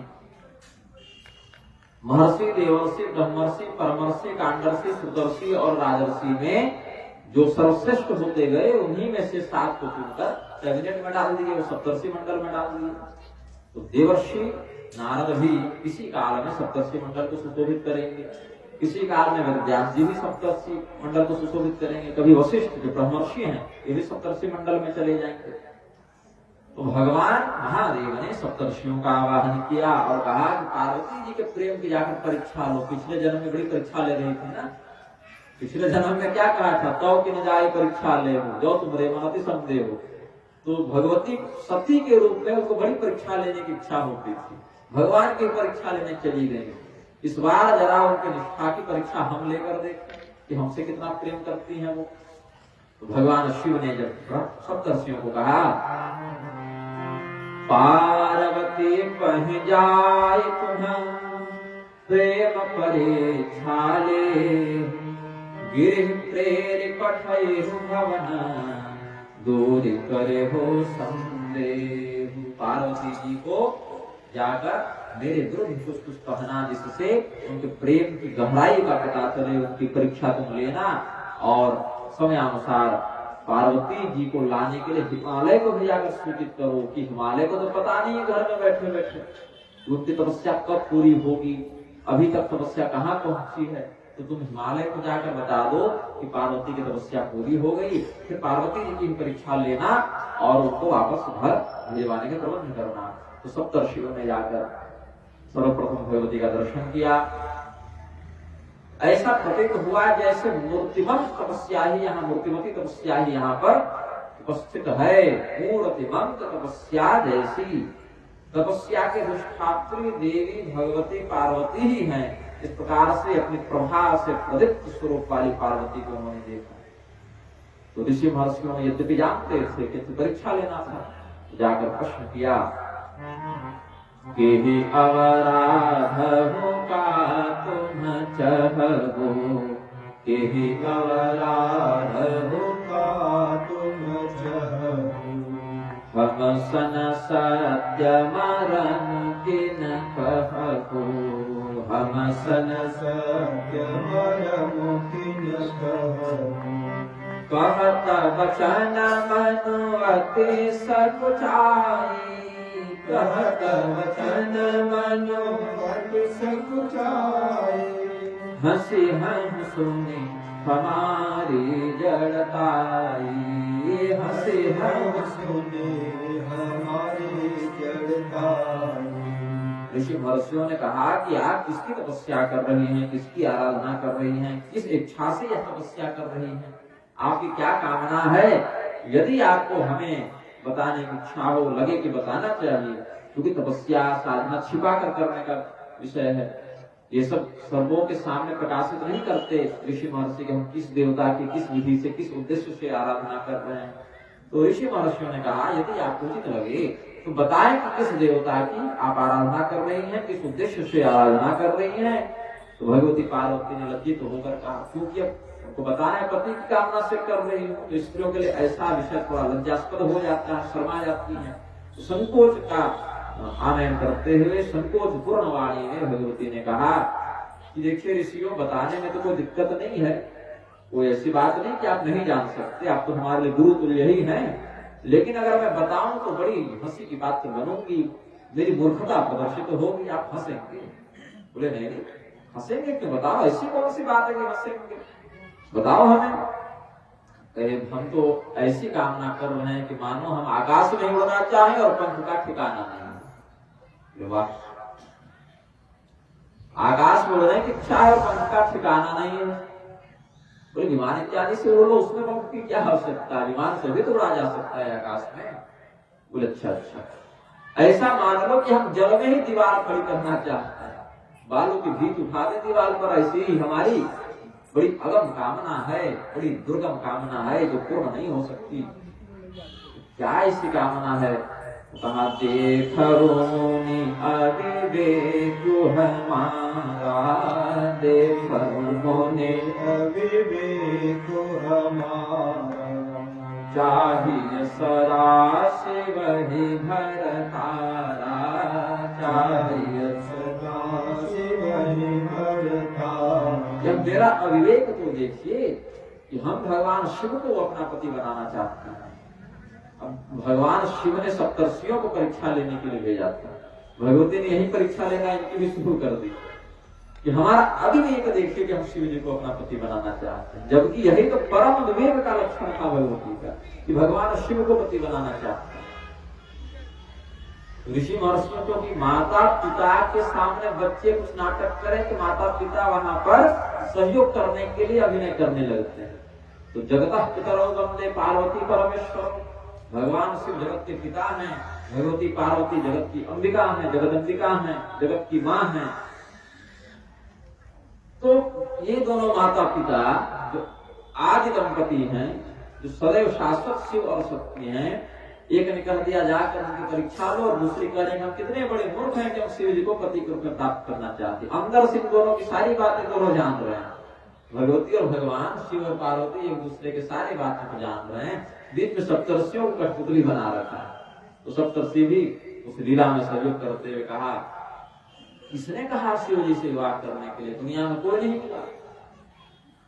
शिव जी से विवाह कौन कर सकता है? भाई शिव जी में ऐसा क्या है कि उनके प्रति व्यक्ति को विवाह की इच्छा उत्पन्न हो जाए?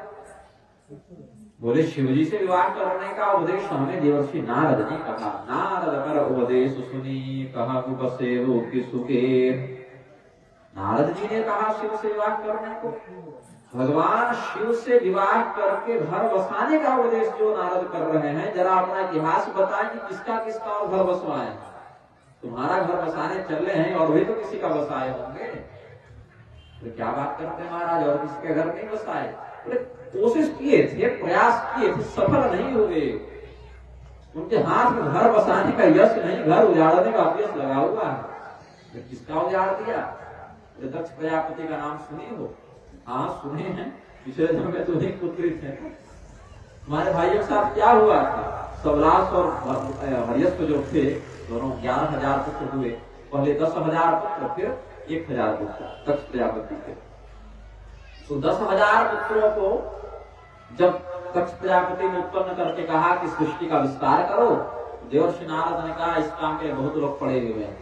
तुम्हारा परम उद्देश्य है जंगल जाओ, तपस्या करो, भगवान की उपासना करो और मुक्त हो जाओ, मोक्ष मार्ग की ओर बढ़ो। उन्होंने कहा कि अगर हम ऐसा नहीं करेंगे तो कोई दिक्कत है। दिक्कत क्या है? यही भटके रहोगे जन्म मरण के चक्र में। हमारा तो कुछ बनना बिगड़ना है नहीं। हमने सोचा कि भतीजों को थोड़ा सा उपदेश दे दें, इनका भी उद्धार हो जाए। बोले और अगर संतान की उत्पत्ति नहीं करेंगे, प्रजा का विस्तार नहीं करेंगे, तो क्या इससे कोई दिक्कत नहीं होगी? बोले क्या दिक्कत होगी? हमको देखो क्या दिक्कत है। हमने कौन सा विवाह किया, कौन सी संतान की उत्पत्ति की? शरद कुमार को देखो, ब्रह्मा जी के 10 पुत्र हैं तो एक पुत्र विवाहित भी है, उसमें क्या है? ब्रह्मा जी की सृष्टि रूप थोड़ी गई। दक्ष प्रजापति ने जो तुम्हें उत्पन्न किया, तुम लोग विवाह नहीं भी करोगे तो काम थोड़ी अटक जाएगा, दूसरे पुत्र आ जाएंगे, उसमें क्या है? बोले हाँ ठीक करते हैं। भगवान की प्राप्ति ही परम लक्ष्य होना चाहिए जीव का। इसीलिए अपने पिता की आज्ञा को न मानते हुए वे सभी जंगल में चले गए। दक्ष प्रजापति ने घर में देखा तो घर सुना। अब 10,000 बच्चे जिस घर में हो, अचानक से सब चले जाएं तो घर तो सुना लगेगा कि कोई है ही नहीं, डर लग रहा है घर आज। बोले कहाँ गए वो? तो ज्ञात हुआ कि तपस्या करने के लिए चले गए। बोले कौन भेजा? देवर्षि नारद भेजा। थोड़े खिन्न तो हो गए। बोले अच्छा कोई बात नहीं, तपस्या ही करने भेजा है, कोई गलत काम करने थोड़ी भेजा है, भगवान की भक्ति करने भेजा, चलो क्षमा किया। 1,000 पुत्र और उत्पन्न किया। वो जब संतान उत्पत्ति करने के लिए आगे बढ़े तो देवर्षि नारद ने कहा कि तुम्हारे बड़े वाले जो भाई थे वो मूर्ख थे क्या? 10,000 जो गए पहले से। अरे इसमें कुछ नहीं रखा, उनके पीछे जाओ भाई, तुम्हारे भाइयों के उत्तम मार्ग का अनुसरण करो। देवर्षि नारद के उपदेशों से वे भी तपस्या के लिए चले गए। दक्ष प्रजापति बोले हम यही करते रहे जीवन में, संतान उत्पन्न करते रहे और नारद मुनि उनको दीक्षा देते रहे। बोले ये नारद एक जगह टिकेंगे ही नहीं, एक जगह रहेंगे तब इतना प्रवचन करेंगे। इनको निरंतर भ्रमणशील बनाओ, 5 मिनट यहाँ, 10 मिनट वहां, 20 मिनट वहां, ऐसे ही रहेंगे तो संसार कुछ आगे बढ़ेगा। नहीं तो ना ये विवाह करेंगे ना किसी को करने देंगे, अपना हुआ नहीं तो किसी को होने भी नहीं देगा। ये प्रतिज्ञा करके बैठे हैं देवर्षि नारद। वहीं पर दक्ष प्रजापति का शाप देवर्षि नारद को व्याप्त हो गया। उसी कथा का स्मरण कराते हैं सप्तर्षिगण। फिर कहा एक और था, चित्रकेतु नाम था उसका। चित्रकेतु को कोई संतान नहीं थी। देवर्षि नारद ने वरदान देकर उसको संतान प्रदान भी किया तो बाकी रानियों ने उसी संतान को जहर दे दिया। देवर्षि नारद यद्यपि उसको पुनर्जीवित कर सकते थे, जीवात्मा को बुलाया भी था, लेकिन ज्ञान बुद्धि का प्रयोग करवा के उस जीवात्मा से कहवा दिया कि कौन से जन्म वाले माँ बाप है, हमारे तो हजारों माँ बाप हुए और निकल गए। बाद में चित्रकेतु भी पूरा बरसा बसाया राज्य 1 करोड़ रानी सब छोड़ के जंगल चला गया, उसका भी घर उजड़ गया। प्रहलाद जी को देखो, हिरण्यकशिपु का कितना तगड़ा साम्राज्य था, बहुत बढ़िया उसका घर चल रहा था, पूरा राज्य चल रहा था, उसके यहाँ प्रहलाद जी उत्पन्न हो गए। प्रहलाद जी को उपदेश देने वाले को नारद, और हिरण्यकशिपु का घर भी चौपट हो गया। इसीलिए नारद मुनि के उपदेश पर जो चलेगा वो व्यक्ति तो अपना घर बार छोड़ के भिखारी ही हो जाएगा, जो स्वयं नारद है उसको बना देगा। तो नारद मुनि क्या निंदनीय है? ऐसा नहीं। यहाँ भी परीक्षा लेने के लिए जानबूझकर ऐसे गुरु में कितनी निष्ठा है, इष्ट में कितनी निष्ठा है, इसको परखने के लिए सप्तर्षियों ने ऐसा व्यवहार किया। दक्ष प्रजापति के पुत्रों का भी परम कल्याण हुआ। वही दक्ष प्रजापति जो धर्म का मार्ग छोड़ दिए तो शिव जी के द्वारा दंडित हो गए। चित्रकेतु को देवर्षि नारद ने जो उपदेश दिया उससे उसने घर छोड़ा, लेकिन बाद में क्या हुआ? संकर्षण भगवान के उपदेश से, कृपा से, अनुग्रह से, वरदान से फिर अगले जन्म में भले वृत्रासुर बन गया था, लेकिन वहीं से उसने भगवान को प्राप्त कर लिया। हिरण्यकशिपु के अत्याचार से संसार को बचाने के लिए उन्हीं के घर में प्रहलाद के रूप में एक भक्त को तैयार कर दिया देवर्षि नारद ने। 5 वर्ष के बच्चे के लिए भगवान आ गए। ध्रुव जी को 5 वर्ष के अवस्था में भगवान से मिला दिए देवर्षि नारद। तो वास्तव में देवर्षि नारद बहुत श्रेष्ठतम गुरुओं में गिने जाते हैं। यहाँ पर भगवती पार्वती के मन में अपने गुरु के प्रति क्या निष्ठा है, इसको जानने के लिए सप्तर्षियों ने ऐसे कुछ निंदा परक वचन का प्रयोग किया है। फिर भगवान शिव की निंदा भी करना प्रारंभ कर दी।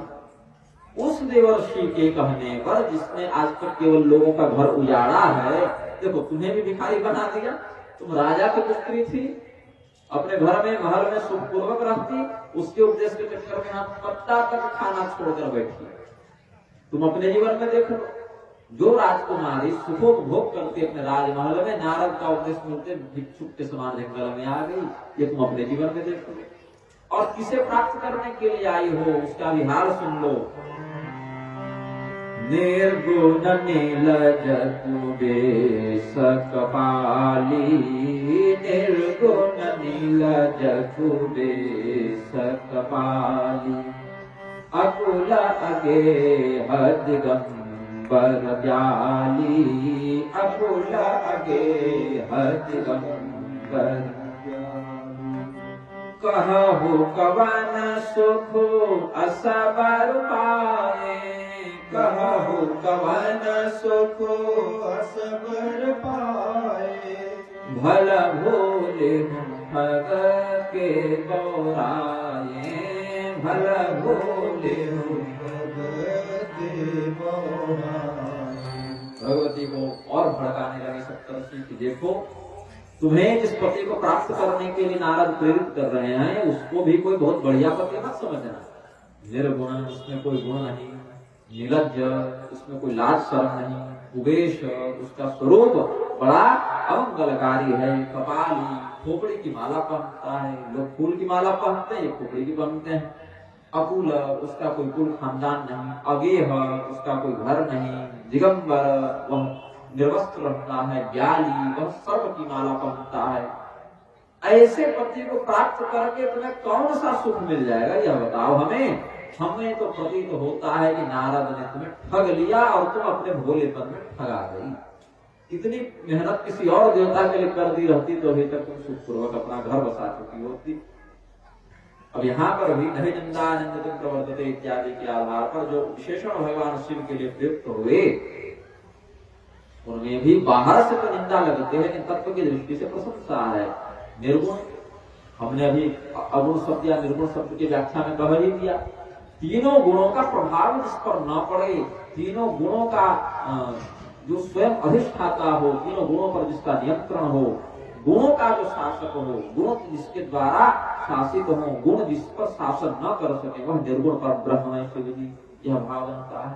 नीलज, निर्लज्ज, ये तो बाहर से देखने से गाली लगती है, निंदाजनक वाक्य लगता है, लेकिन जो शास्त्रीय रहस्य को जानते हैं उसमें 8 पाश की बात है जो जीवात्मा को बांधते हैं। शैव संप्रदाय में, शाक्त संप्रदाय में भी अष्टपाश की बात है।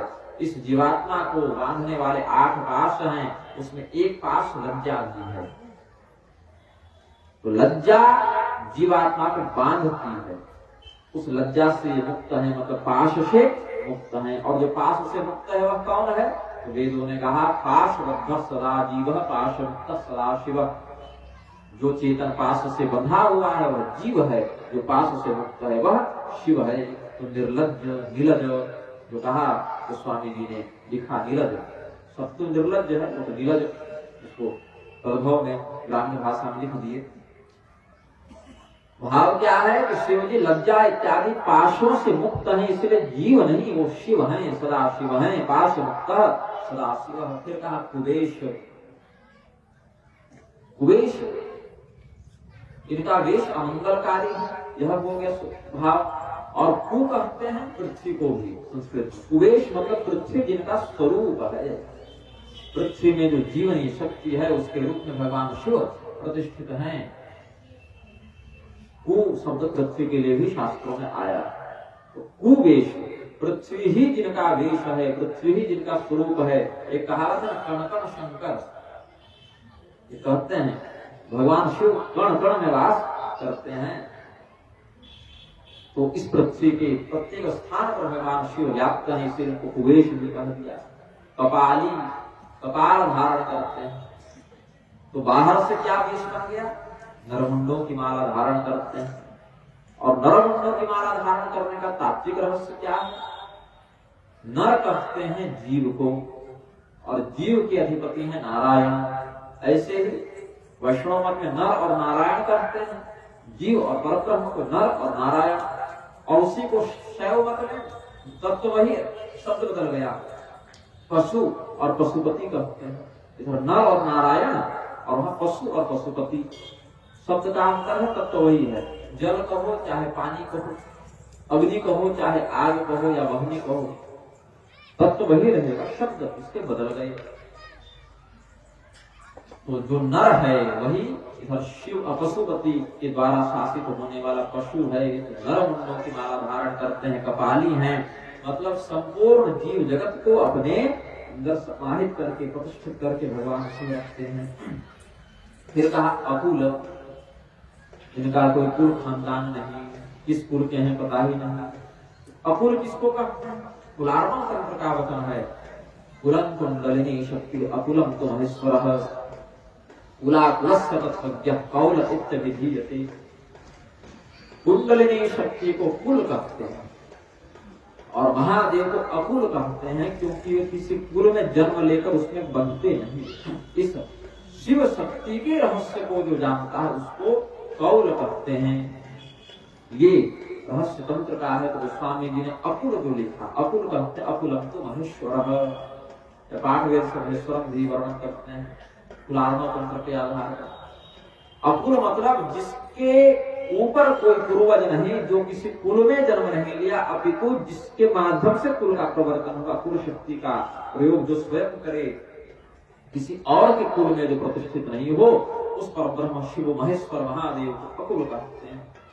अगेह कहा, कोई घर दूरा नहीं, कोई बार नहीं, कोई घर नहीं, कोई मकान नहीं, कोई बंगला नहीं, रहे कहाँ भगवान शिव? तो क्या कहते हैं? अगेह। गेह कहते हैं घर को, अगेह मतलब घर नहीं, द्वार नहीं इनका। और अगर तत्व दृष्टि से विचार करें, इदं शरीरं कौन्तेय क्षेत्रमित्य विधीयते, यह शरीर ही क्षेत्र कहलाता है। इस क्षेत्र के अंदर रहने वाला आत्मा क्षेत्रज्ञ है। पूर्व संज्ञकेषु देहेषु शेते इति वा पुरुषः, जो इस पूर्व संज्ञक देह में निवास करे उस चेतन को पुरुष कहते हैं। तो इस शरीर में निवास करने वाला तो जीवात्मा है। यह पाशबद्ध चेतन ही जीवात्मा है। और यह छिलका जब हट जाए तो उसको चावल कह देते हैं। धान छिलका से आवृत है तो धान है, छिलका हट गया तो चावल है। देह में अष्टपाश से आबद्ध है चेतन तो जीव है, पाश से मुक्त हो गया तो शिव है। तो भगवान शिव जीवात्माओं के समान किसी देह में बंधे हुए नहीं है, इसीलिए वह अगेय है। मतलब जैसे जीवात्मा इस शरीर में अंदर इसको घर बनाकर इसके अंदर रहता है, वैसे भगवान शिव नहीं रहते, रहने को बाध्य नहीं है। इसीलिए उन्हें इसकी आवश्यकता नहीं, देह की आवश्यकता नहीं, प्रारब्ध भोग की आवश्यकता नहीं, इसीलिए उनको अगेय कहा। दिगंबर शब्द आया भगवान के लिए। बाहर से देखने पर दिगंबर का अर्थ प्रतीत होता है जो नग्न रहे, दिशाओं को ही वस्त्र के रूप में धारण करे, मतलब वस्त्र नहीं पहना है। दिशाएं तो कोई भौतिक चीज है नहीं कि लपेट लिया हमने अपने चारों ओर, तो दिशाएं ही जिसका वस्त्र है, मतलब जो निर्वस्त्र है उसको दिगंबर कहते हैं। भगवान शिव के लिए यही अवगुण विशिष्ट गुण के रूप में लक्षित हो जाता है, क्योंकि भगवान शिव अनंत हैं। अब हमारा शरीर सीमित है तो अपने चारों ओर हमने वस्त्र लपेट लिया। भगवान शिव का शरीर का पहले परिमाण तो ज्ञात हो कि कितने हैं, कहां तक हैं, तब ना उसके चारों ओर वस्त्र लपेटेंगे। भगवान शिव का शरीर कितना विस्तृत है, विश्व रूप है, तो उनका कोई ओठ पर पता ही नहीं, तो वस्त्र लपेटेंगे कहाँ। इसीलिए कहा दिया जहां तक दिशाएं जाएं वहां तक भगवान का वस्त्र ही उनको समझ लो। और वैदिक मर्यादा को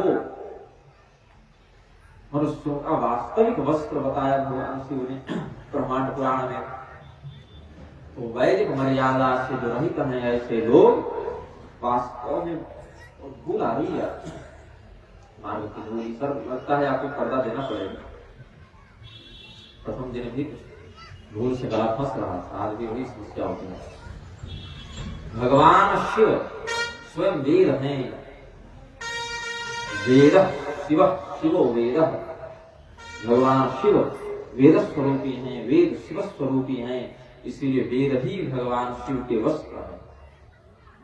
बाहर के वस्त्रों का, भौतिक वस्त्रों का आश्रय हमें लेना पड़ता है, भगवान को नहीं। इसीलिए वेद स्वरूपी शब्द ब्रह्मावृत भगवान शिव बाहर से निरस्त्र दिखने पर भी वस्तुतः वस्त्रयुक्त ही है।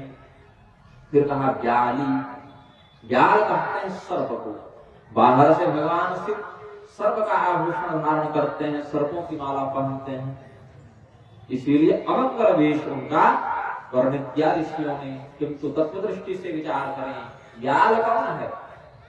सबसे बड़ा सर्प कौन है? काल सर्प। काल सर्प से बड़ा कोई सर्प नहीं। काल व्याल काल रूपी व्याल, काल सर्प, मृत्यु रूपी सर्प से बचने के लिए श्रीमद् भागवत आदि शास्त्रों का प्रवर्तन किया गया सुखदेव जी के द्वारा परीक्षित के प्रति। ऐसा भागवत आदि के प्रसंग में देखते हैं। यह श्री रामचरितमानस भी नानाविध पुराणों से समर्थित है, इसीलिए इसकी भी वही महिमा समझनी चाहिए। भगवान की कथा तो चाहे जिस भी लिपि में, जिस भी ग्रंथ के रूप में लिखी गई हो, उसको तो कल्याणकारी ही मानते हैं।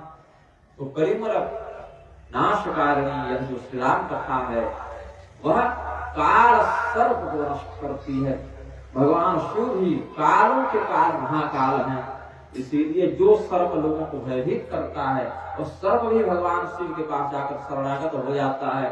और भगवान शिव को जैसा मन, कभी उससे जटा बांध लिए, कभी उसको हाथ में पहन लिए, कभी गले में लपेट लिए, कभी जनेऊ के समान टांग दिए, कभी कान में कुंडल के समान पहन लिए, कभी कोई विशिष्ट अवसर में कपड़े पहनने का अवसर बना, वृक्षाला इत्यादि उसको भी बांध लिए, कभी पैरों में पायल के समान कर लिए उसको, कभी हाथों में कंगन के समान कर लिए।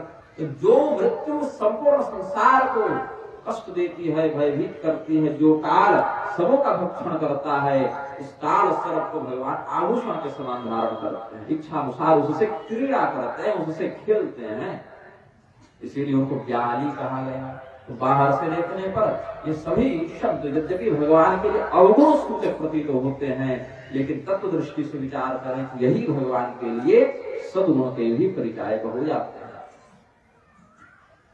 तो भगवान शिव के दुर्गुणों का जब देवी पार्वती के समक्ष परीक्षा के भाव से वर्णन किया, देवी पार्वती ने जब कहा कि यही सब निंदा करने के कारण दक्ष प्रजापति का मस्तक कटा था, हमें भी शरीर त्यागना पड़ा था, फिर वही सब सुनना पड़ रहा है। तो पहले ही रोक कर उन्होंने कहा कि हे ऋषियों, आप मुझे कहते हैं कि देवर्षि नारद के बहकाने पर भोली भाली पार्वती देवर्षि नारद के बहकावे में आकर तपस्या करने के लिए आ गई, भगवान शिव को पति के रूप में प्राप्त करने का प्रयत्न करने लगी। इतनी तपस्या देवर्षि के कहने के विपरीत जाकर भगवान नारायण की कर दी होती तो अभी तक नारायण ही पति रूप में प्राप्त हो गया। और कहो तो हम तुम्हारे लिए नारायण से बात भी करें, भगवान को तुम्हारे लिए वर के रूप में हम नियुक्त कर देते हैं, भगवान को ही हम ले आते हैं। तो देवी पार्वती ने हंसते हुए कहा, सत्य कहु गिरि भवतनु एहा, सत्य कहु गिरि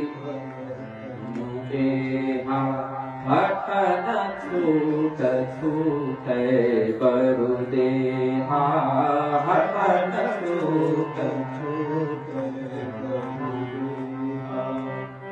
नारद बचनन मैं परिहरऊं नारद बचनन मैं परिहरऊं बसऊ भवन उजरऊ नहीं डरऊं बसऊ भवन उजरऊ नहीं डरऊं जन्म कोटि लगे रगर हमारी बरहु शंभु न तरहु कुवारी बरहु शंभु न तरहु कुवारी। हे ऋषियों, आपने हमें जो अभी उपदेश दिया इसको मैंने सुना समझा, लेकिन धारण नहीं कर सकती, क्योंकि पर्वत की पुत्री हूं ना, पार्वती हूं ना। पर्वत बड़े कठिन होते हैं, उनको हिलाना बड़ा कठिन होता है। तो सामान्य की पुत्री होती तो आपके कहने से मेरा विश्वास टिक जाता, हिल जाता, लेकिन पहाड़ को कौन हिलाए, उसको हिलाना तो बड़ा कठिन है। देवर्षि नारद से पहले यदि आप मिले होते, ये सब उपदेश दिए होते तो कोई बात बनती। अब देवर्षि नारद ने पहले मुझे उपदेश दे दिया, हमने उन्हें गुरु मान लिया, उनके निर्देश पर हमने तपस्या भी प्रारंभ कर दी। अब ये पर्वत की पुत्री को हिलाना संभव नहीं है, मेरा विश्वास आपके कहने से नहीं टिकेगा। हो सकता है भगवान महादेव में केवल बुराई ही बुराई हो, भगवान नारायण में केवल अच्छाई ही अच्छाई हो, लेकिन मेरा मन जिसमें लग गया उसमें लग गया। भगवान विष्णु को मैं गलत नहीं कहती कि बुरे हैं या हम शादी नहीं कर सकते, उनसे विवाह नहीं कर सकते, लेकिन मेरा मन भर जाएगा ही नहीं। मेरा मन तो शिव जी में लग गया ना, अब लग गया दिमाग में हटेगा नहीं। यदि आपको बहुत इच्छा हो रही हो कि रिश्ता कराते चले तो उनके लिए किसी और का प्रबंध आप कर लें, भगवान नारायण से विवाह कराने के लिए। लेकिन मेरा चित्त जो है भगवान शिव में लग चुका है। अब या एक जन्म लगे या 100 जन्म लगे या 100 करोड़ जन्म लगे, विवाह होगा तो शिव जी से ही होगा, और नहीं होगा तो फिर हमें विवाह ही नहीं करना है, हमें तुम्हारे ही मर जाना है, शरीर बदलते रहना है। किसी न किसी जन्म में तो भगवान शिव से हमारा विवाह हो जाएगा। और यदि देवर्षि नारद भी जाकर अब कहें कि मेरे उपदेश का परित्याग कर दो, भगवान शिव का विचार अपने हृदय से निकाल दो, और देवर्षि नारद की भी बात नहीं सुनेंगे। ये भी स्पष्ट कर दिया भगवती ने। सप्तर्षि ने भगवती पार्वती की इस अनन्यता को प्रणाम किया और कहा, आप तो स्वयं संपूर्ण संसार की माता हैं, भगवान शिव संपूर्ण संसार के पिता हैं। तुम माया भगवान शिव सकल जगत पितु मातु, नाय चरण सिर मुनि चले पुनि पुनि हर सदा। हे जगत जननी जगदम्बिके, हे जगत पिता महादेव, आपकी जय हो। इस प्रकार से करके सप्तर्षि आ गए। भगवान शिव से कहा कि भर तो अद्भुत प्रेम का हमने दर्शन किया, उस प्रेम में तो कोई भी त्रुटि नहीं है, वह प्रेम अपने आप में संपूर्ण है। मनुष्यों का प्रेम संपूर्ण नहीं हो पाता, उसमें किंचित स्वार्थ की स्थिति बन जाती है, समय के अनुसार कमी या अधिकता देखने को मिल जाती है। लेकिन भगवान शिव भगवती पार्वती का जो प्रेम है, वहां पर प्रस्फुटित हुआ भगवती की वाणी से उद्गार जो निकले, वह अपूर्ण नहीं अपितु परिपूर्ण था, उसमें कोई त्रुटि नहीं, कोई अपूर्णता नहीं। इसी मध्य तारकासुर नाम के दैत्य ने ब्रह्मदेव से वरदान प्राप्त किया कि शिव जी का जो औरस पुत्र होगा, गोत्रीय पुत्र नहीं, अपना पुत्र जो होगा वही मुझे मार सके। शिव जी के पुत्र के अतिरिक्त किसी और से मेरा संहार नहीं हो, ऐसा वरदान मानकर उसने त्रिलोकी में हाहाकार मचा दिया। तो देवताओं ने कहा यथाशीघ्र शिव जी का विवाह करवा के उनसे कहा जाए, महाराज हमारी रक्षा करने के लिए एक पुत्र का प्रजनन कर दें, एक पुत्र को जन्म दें, इससे हमें एक सेनापति की प्राप्ति हो, बस सेनापति भी तुम्हें तारकासुर को मार सकता। अब इतनी बड़ी बात शिव जी से जाकर कौन कहे। पूर्व काल में भगवती सती के देह पर त्याग के बाद तो शिव जी का अधिकांश समय तपस्या में ही व्यतीत हो रहा है। साथ ही इधर भगवती पार्वती भगवान शिव को प्राप्त करने के लिए तपस्या कर रही थी, उन्हें भी आकाशवाणी के माध्यम से अपनी तपस्या के पूर्ण होने का वरदान प्राप्त हो चुका। सप्तर्षिगण भी भगवती पार्वती की प्रेम की परीक्षा को समझ कर आ चुके हैं, वो भी परीक्षा भी भगवती ने बढ़िया से पूर्ण कर ली। अब विवाह ही एकमात्र छूट रहा है, वही बच रहा है। विवाह ही केवल इस पूरी योजना में कमी उत्पन्न कर रहा है। विवाह अभी तक नहीं हुआ है, तो विवाह करने के लिए आवश्यकता है विवाह की इच्छा, और विवाह की इच्छा के स्वामी है कामदेव। तो कामदेव यदि यहाँ पर सक्रिय नहीं होंगे तो भगवान शिव तो समाधि में ही बैठे रहेंगे, विवाह के लिए प्रवृत्त नहीं होंगे। इस स्थिति में देवताओं ने बैठक की, देवराज इंद्र ने कामदेव का आवाहन किया और कहा कि तुम शिव जी को समाधि से विचलित करने के लिए अपनी शक्ति का प्रयोग करो। तो हम देव ने कहा सीधे सीधे क्यों नहीं कहते जाके मर जाओ, यहाँ कहा भेज रहे हैं, शिव जी के पास भेज रहे हैं। शिव जी पिछली बार अपने ससुर का माथा उड़ाए थे, अब तो ससुर भी नहीं लगते हैं। देवताओं ने कहा भाई देखो, यदि शिव जी तुम्हें मार देंगे तो फिर उनका विवाह स्वयं खंडित तो होने लगेगा। उस स्थिति में तो हमारी और भी योजना में खलल पड़ जाएगा। तो तुम अपने मरने की चिंता मत करो, क्योंकि जैसे ही शिव जी की समाधि तुम भंग करोगे ना, हम शिव जी के सामने आकर हाथ जोड़कर उनको मना देंगे। क्योंकि यदि शिव जी ने तुम्हें मार दिया तो काम भाव के अभाव में संतान की उत्पत्ति नहीं हो सकती, तो ये तो हमारी योजना में और बड़ी गड़बड़ हो जाएगी ना। इसीलिए हम इस योजना में कोई गड़बड़ नहीं होने देंगे। तुम बस जाकर शिव जी के नेत्र खुलवा दो, हम तुरंत ही तुम्हारे प्राण रक्षा के लिए शिव जी के सामने वस्तुत हो जाएंगे। और समस्या क्या है ना कि शिव जी के नेत्र भी 3 हैं और मुख देखें तो 5 हैं, पंचवक्त्र शिव हैं, 15-15 नेत्र है। कौन वाला खोल दें, किधर देख दे, चारों दिशाओं की ओर एक मुख, एक मुख है, ऊपर की ओर भी एक मुख है। तत्वतः शिव जी का जो पंचवक्त्रात्मक स्वरूप वेदों ने वर्णन किया, सद्योजात, तत्पुरुष, वामदेव, ईशान और अघोर, ये 5 मुखों को भगवान शिव धारण करते हैं और हर एक मुख में 3 नेत्र हैं। तो कौन से मुख से कौन सा नेत्र खोल दें और कौन शिव जी के रडार पर आ जाए, भस्म हो जाए, ये तो नहीं जानते। लेकिन उस समय देवताओं ने कहा तब की तब देखेंगे, मर भी जाएगा तो थोड़ी पलट के गाली देने आ रहा है, अपना काम तो बन गया, इसको पहले भेजो। कामदेव ने देवताओं के कार्य की प्रधानता को समझते हुए, उस कार्य के गौरव को समझते हुए जान लिया कि हम तो मर ही गए हैं, देवता आने वाले हैं नहीं। लेकिन यदि नहीं जाते हैं तो सभी देवता तारकासुर के आतंक से ऐसे ही भयभीत हैं, तो हम बलिदान ही देने जा रहे हैं, युद्ध में जा रहे हैं, तो या तो विजय या तो वीर गति, तो दोनों में से कुछ भी मिल जाए। भगवान शिव के हाथों हमारा उद्धार निश्चित हो गया है। शिव जी से विरोध करके हम कुशल को बचेंगे नहीं, ऐसा विश्वास कामदेव के मन में हो गया था। फिर भी देवताओं के कार्य को सिद्ध करने की इच्छा से वह प्रस्थान किया। अपने संपूर्ण सैन्य बल के साथ भगवान शिव के पास जब बढ़ गया तो सबसे पहले तो भगवान शिव के स्वरूप को देखकर ही भाग गया, भयभीत होकर डर गया। भगवान शिव की तपस्या, समाधि का तेज इतना प्रदीप्त था, जैसे हम सूर्य के पास नहीं जा सकते वैसे कामदेव भी शिव जी के पास नहीं जा पा रहा था। सूर्य के ताप को हम सहन नहीं कर सकते, सूर्य देव को ऐसे रंगी आंखों से लगातार नहीं देख सकते, तो क्या करते हैं, काला चश्मा इत्यादि लगा लेते हैं या कुछ आवरण लगा लेते हैं, तो सूर्य की ओर विभिन्न साधनों के माध्यम से कुछ देख पाते हैं। भगवान महादेव के तेज से कामदेव इतना प्रतिहत हो गया, भयभीत हो गया कि पहले तो भाग गया, फिर देवताओं ने भेजा, रे भाई जाओ। सामने गया और एक वृक्ष की पत्तों में छिप गया जाता है, मतलब सीधे सीधे सामना नहीं कर रहा है कामदेव। पहले तो उसने पत्तों में अपना निवास बनाया, वहां से छिपकर उसने अपनी माया का विस्तार किया। माया का विस्तार जब उसने किया, फलस्वरूप शिव जी के ऊपर उसने अपनी माया का प्रयोग किया।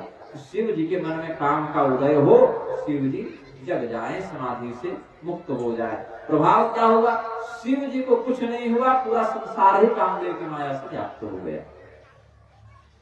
शिव जी के ऊपर प्रयोग कर रहा है ना कामदेव अपनी माया का, बाकी पर तो नहीं। लक्ष्य उसके कौन है, शिव जी।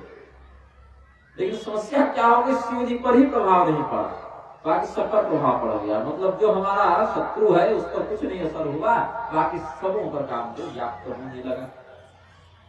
भगवान शिव निर्लेप, निर्द्वंद, निर्विकार, अविचल समाधि की अवस्था में लीन है। उसके बाण का कोई प्रभाव शिव जी पर नहीं पड़ रहा है अभी, किंतु शिव के ऊपर जो माया का प्रयोग कर रहा है कामदेव, भगवान महादेव को छोड़कर बाकी सबों के ऊपर वह माया अपना प्रभाव कर रही है। भय काम बस जोगी सतापस पावरन की को कहे, देखहि चराचर नारिमय जे ब्रह्ममय देखत रहे। अबला विलोकहि पुरुषमय जग पुरुष सब अबलामय, दुई दंड भरि ब्रह्मांड भीतर काम कृत कौतुक अयम्, काम कृत कौतुक अयम्। कामदेव के द्वारा जब यह प्रयास निष्फल कर दिया गया, कामदेव क्षुब्ध हो गया, क्रुद्ध हो गया। कहा कि 5 बाण मारेंगे शिव जी के हृदय में, पूर्ण क्षमता का प्रदर्शन करेंगे।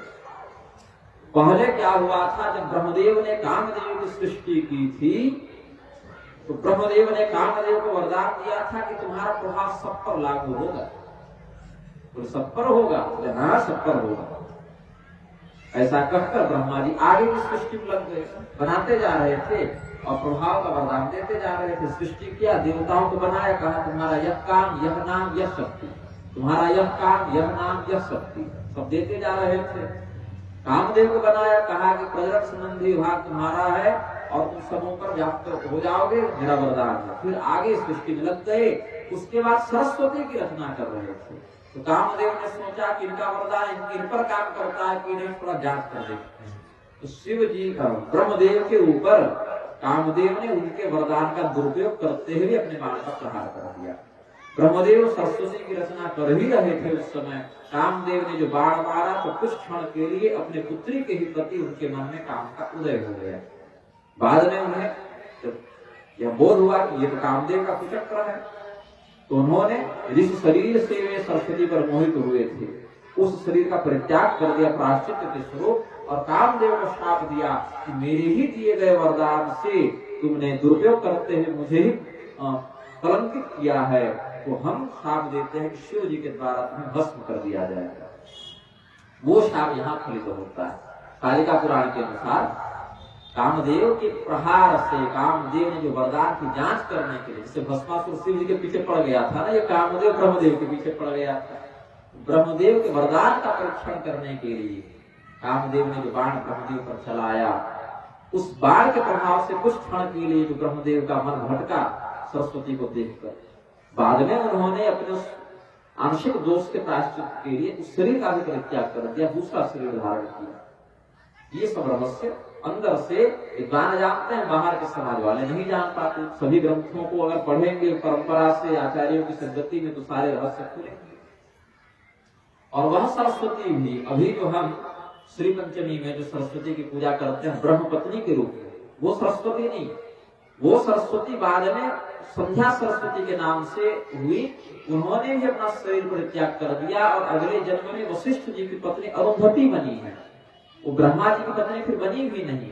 ब्रह्मा जी की पत्नी का नाम भी सरस्वती है, लेकिन वे दूसरी सरस्वती है। ऐसे ही भगवान नारायण की एक पत्नी का नाम भी सरस्वती है, लेकिन वो दूसरी सरस्वती है।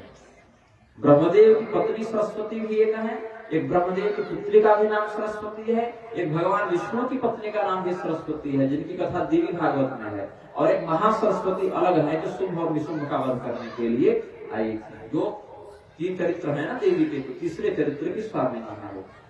ऐसे एक ही नाम की 3-4 देवियां हैं, इसलिए भ्रम हो जाता है कि ब्रह्मा की पुत्री सरस्वती है कि पत्नी सरस्वती है। तो पत्नी वाली सरस्वती अलग है, उनको महामाया ने प्रदान किया था। ब्रह्मणे प्रदो पत्नियों, जो रहस्य पढ़े हैं, प्रतीक रहस्य, प्राधानिक रहस्य, मूर्ति रहस्य, 3 ग्रंथों में वर्णन है। और जो पुत्री हैं उनका नाम संध्या सरस्वती है। अहो देवी महादेवी समझे विद्ये सरस्वती, अजरे अमरे चैव ब्रह्म योनि नमोस्तुते। ये उनका संस्मरण हम प्रातः संध्या में, सायं संध्या में करते हैं। ये अगले जन्म में वशिष्ठ जी की पत्नी बनी। तो केवल नाम समान हो जाने से देवताओं पर आरोप नहीं लगाना चाहिए, नास्तिकों के कहने पर भड़काने पर अपने धर्म ग्रंथों पर अश्रद्धा नहीं करनी चाहिए, पूरी बात जाननी चाहिए, क्यों, कैसे, कब, किस कारण से। ब्रह्मदेव के उस शाप को फलित होने का समय आ गया था।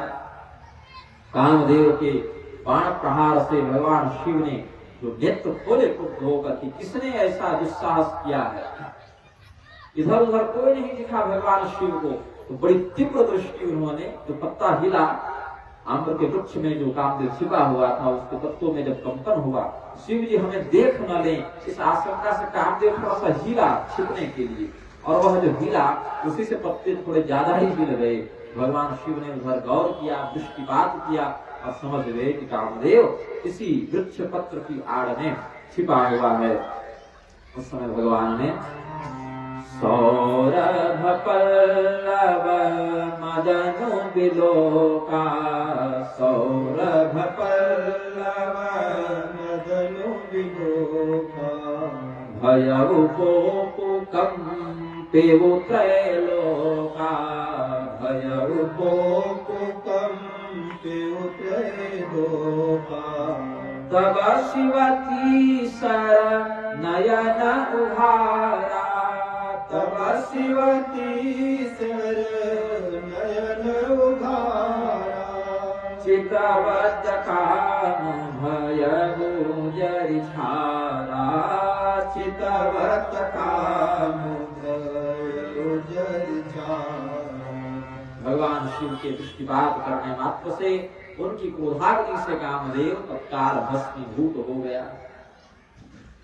भगवान शिव पिता भस्म का लेप करते हैं ना, सोचे होंगे अब इतने समय से समाधि में कौन पिता भस्म लाने जाए, इधर ही क्रोध कर लेते हैं, ये आया है ना इसी को भस्म बना लेते हैं। और कामदेव भस्मीभूत हो गया, त्रिलोकी में हाहाकार मच गया, व्याप्त हो गए, आक्रांत हो गए सभी लोग। कामदेव के प्रभाव से संसार जैसे ही मुक्त हुआ, जितने प्राणी काम के वशीभूत होकर काम क्रिया में लिप्त हो गए थे, वे स्वस्थ चित्त हो गए। संपूर्ण संसार में एक साथ प्रसन्नता और अप्रसन्नता दोनों व्याप्त होने लगे। प्रसन्नता इस बात कि भगवान समाधि से उठ गए हैं, अब विवाह में प्रवृत्त होंगे तो कुमार कार्तिकेय का जन्म होगा, तारकासुर का वध होगा, तो हम सुखी होंगे, ये प्रसन्नता है। और कामदेव का निधन हो गया, कामदेव के अभाव में भगवान शिव संतान की उत्पत्ति कैसे करेंगे, बाकी संसार का विस्तार कैसे होगा, इसकी अप्रसन्नता भी है। कामदेव की पत्नी देवी रति और भी अधिक कष्ट में पड़ गई। एक विवाह को कराने के लिए, शिव और पार्वती का विवाह कराने के लिए हमारा जो वैधव्य है वह कितना दुष्कर हो जाएगा, ये देवताओं को समझ में नहीं आया। कामदेव ने यद्यपि कहा था कि भगवान शिव से मेरा विरोध उचित नहीं, हित में नहीं, भगवान शिव को जब हम उठाएंगे, जगाएंगे तो अपनी क्रोध पूर्ण दृष्टि से हमें भस्म कर देंगे, मैं विधवा हो जाऊंगी, कामदेव का निधन हो जाएगा, मैं सौभाग्यहीन हो जाऊंगी, ये देवताओं ने विचार नहीं किया। केवल अपने स्वार्थ को सिद्ध करने के लिए इन्होंने हमारे पति को जानबूझकर आग में झोंक दिया। तो उधर भगवान शिव और पार्वती का विवाह हो भी जाए तो हमारे शरीर से तो श्रृंगार और सौभाग्य उतर गया। ये देवी रति को बड़ा कष्ट था। बोले कि ये देवता तो कुछ करेंगे नहीं, ये तो स्वार्थ के वशीभूत हो गए हैं, अगर कोई कुछ करेंगे तो भगवान महादेव, क्योंकि वे आशुतोष हैं, जितनी जल्दी क्रुद्ध होते हैं ना उतने ही शीघ्रता से प्रसन्न भी हो जाते हैं। तो देवी रति सीधे सीधे भगवान महादेव की शरण में ही गई। योगी अकंटक भये पति गति सुनत रति मूर्छित भय, रोदति बदति बहुभाति करुणा करति शंकर पहि गई, अति प्रेम करि विनति विविध विधि जोरि कर सन्मुख रहि, प्रभु आशुतोष कृपाल शिव अबला निरखि बोले सही, प्रभु आशुतोष कृपाल शिव अबला निरखि बोले सही। क्या बोलते हैं भगवान शिव? प्रति तुम चिंता मत करो, यदि हमारा घर बसेगा तो तुम्हारा उजड़ने नहीं देंगे। तुम हमारी शरण में आए हो, तुम्हें तुम्हारे पति की पुनः प्राप्ति हो जाएगी। बोले महाराज कब पति की प्राप्ति होगी? यह कामदेव हमें किस रूप में, किस स्थान पर, किस समय प्राप्त होंगे? भगवान शिव ने कहा अभी तो भावनात्मक रूप से संपूर्ण प्राणियों को व्याप्त करेंगे, मन में स्थित रहते हुए कामदेव मनोज मन में वास करते हुए मन के माध्यम से यह अपने प्रभाव को अभिव्यक्त करेंगे, अपने प्रभाव को प्रकट करेंगे। ये तो अभी की बिना अंग के ही, बिना शरीर के ही सबों को व्याप्त करेगा, यह अनंग नाम वाला होगा। बोले और हमारा काम कैसे होगा प्रभु? ये तो सबों में व्याप्त हो गए, मुझे स्थूल रूप में, भौतिक रूप में, शरीर के साथ पति रूप में कब प्राप्त होंगे? तो भगवान शिव ने वरदान भी दिया।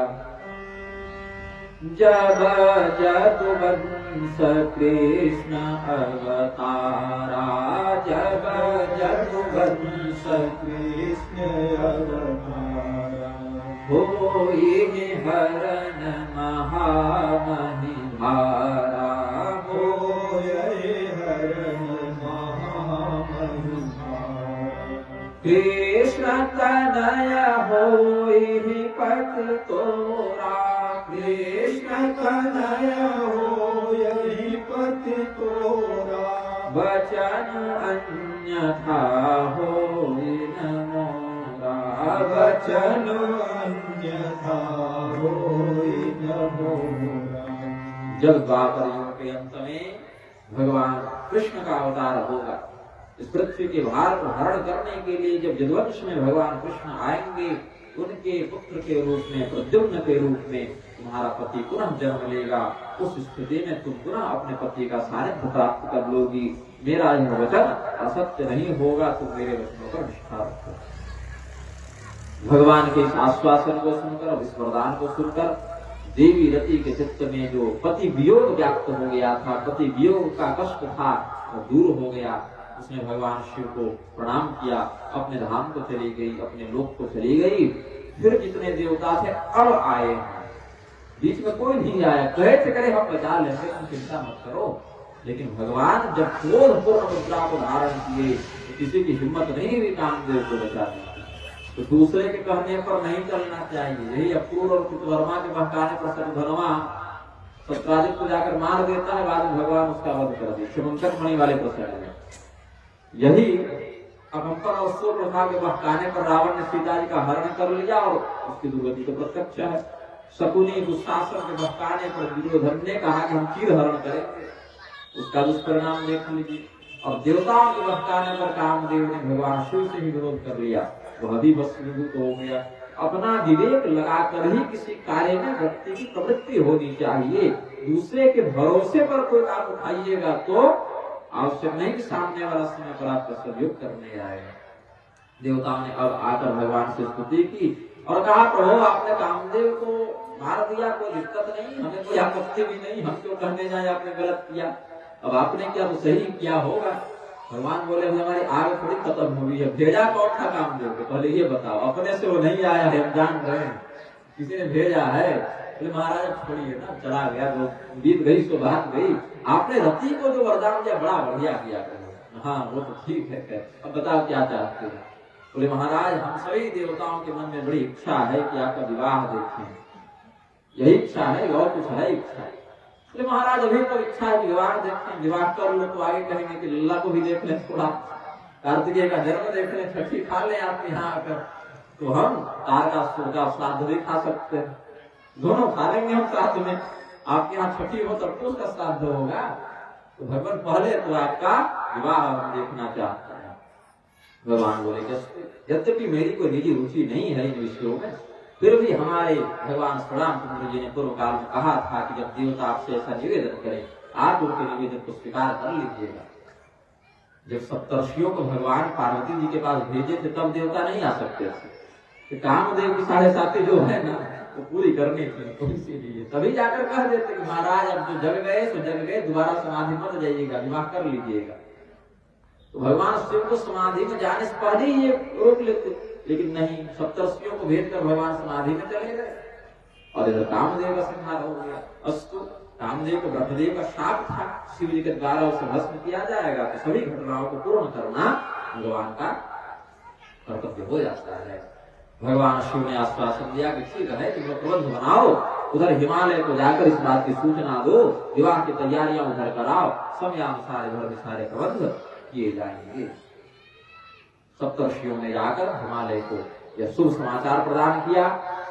भगवान शिव और भगवती पार्वती के विवाह का विस्तार से हम अगले सत्र में वर्णन करेंगे। अभी इस सत्र का समय भी पूर्ण हो रहा है, तब तक लोग तैयारी भी कर लेंगे। भगवान शिव का विवाह अगले सत्र में हम वर्णन करेंगे। देवर्षि नारद के मोह का भी कुछ प्रसंग बनाते हुए द्वितीय सत्र के व्याख्यान में हम कथानक को आगे बढ़ाएंगे। थोड़ा भगवत नाम संकीर्तन कर लें।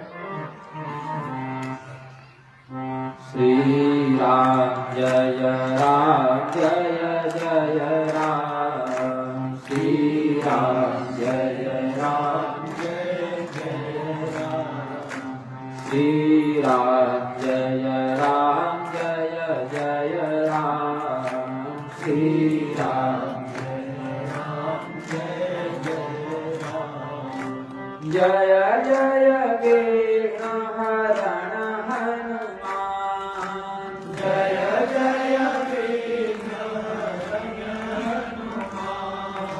श्री राम जय राम जय जय राम, श्री राम जय राम जय जय राम, श्री राम जय राम जय जय राम, श्री राम जय राम जय जय राम। भगवान की, सियावर रामचंद्र की, पवन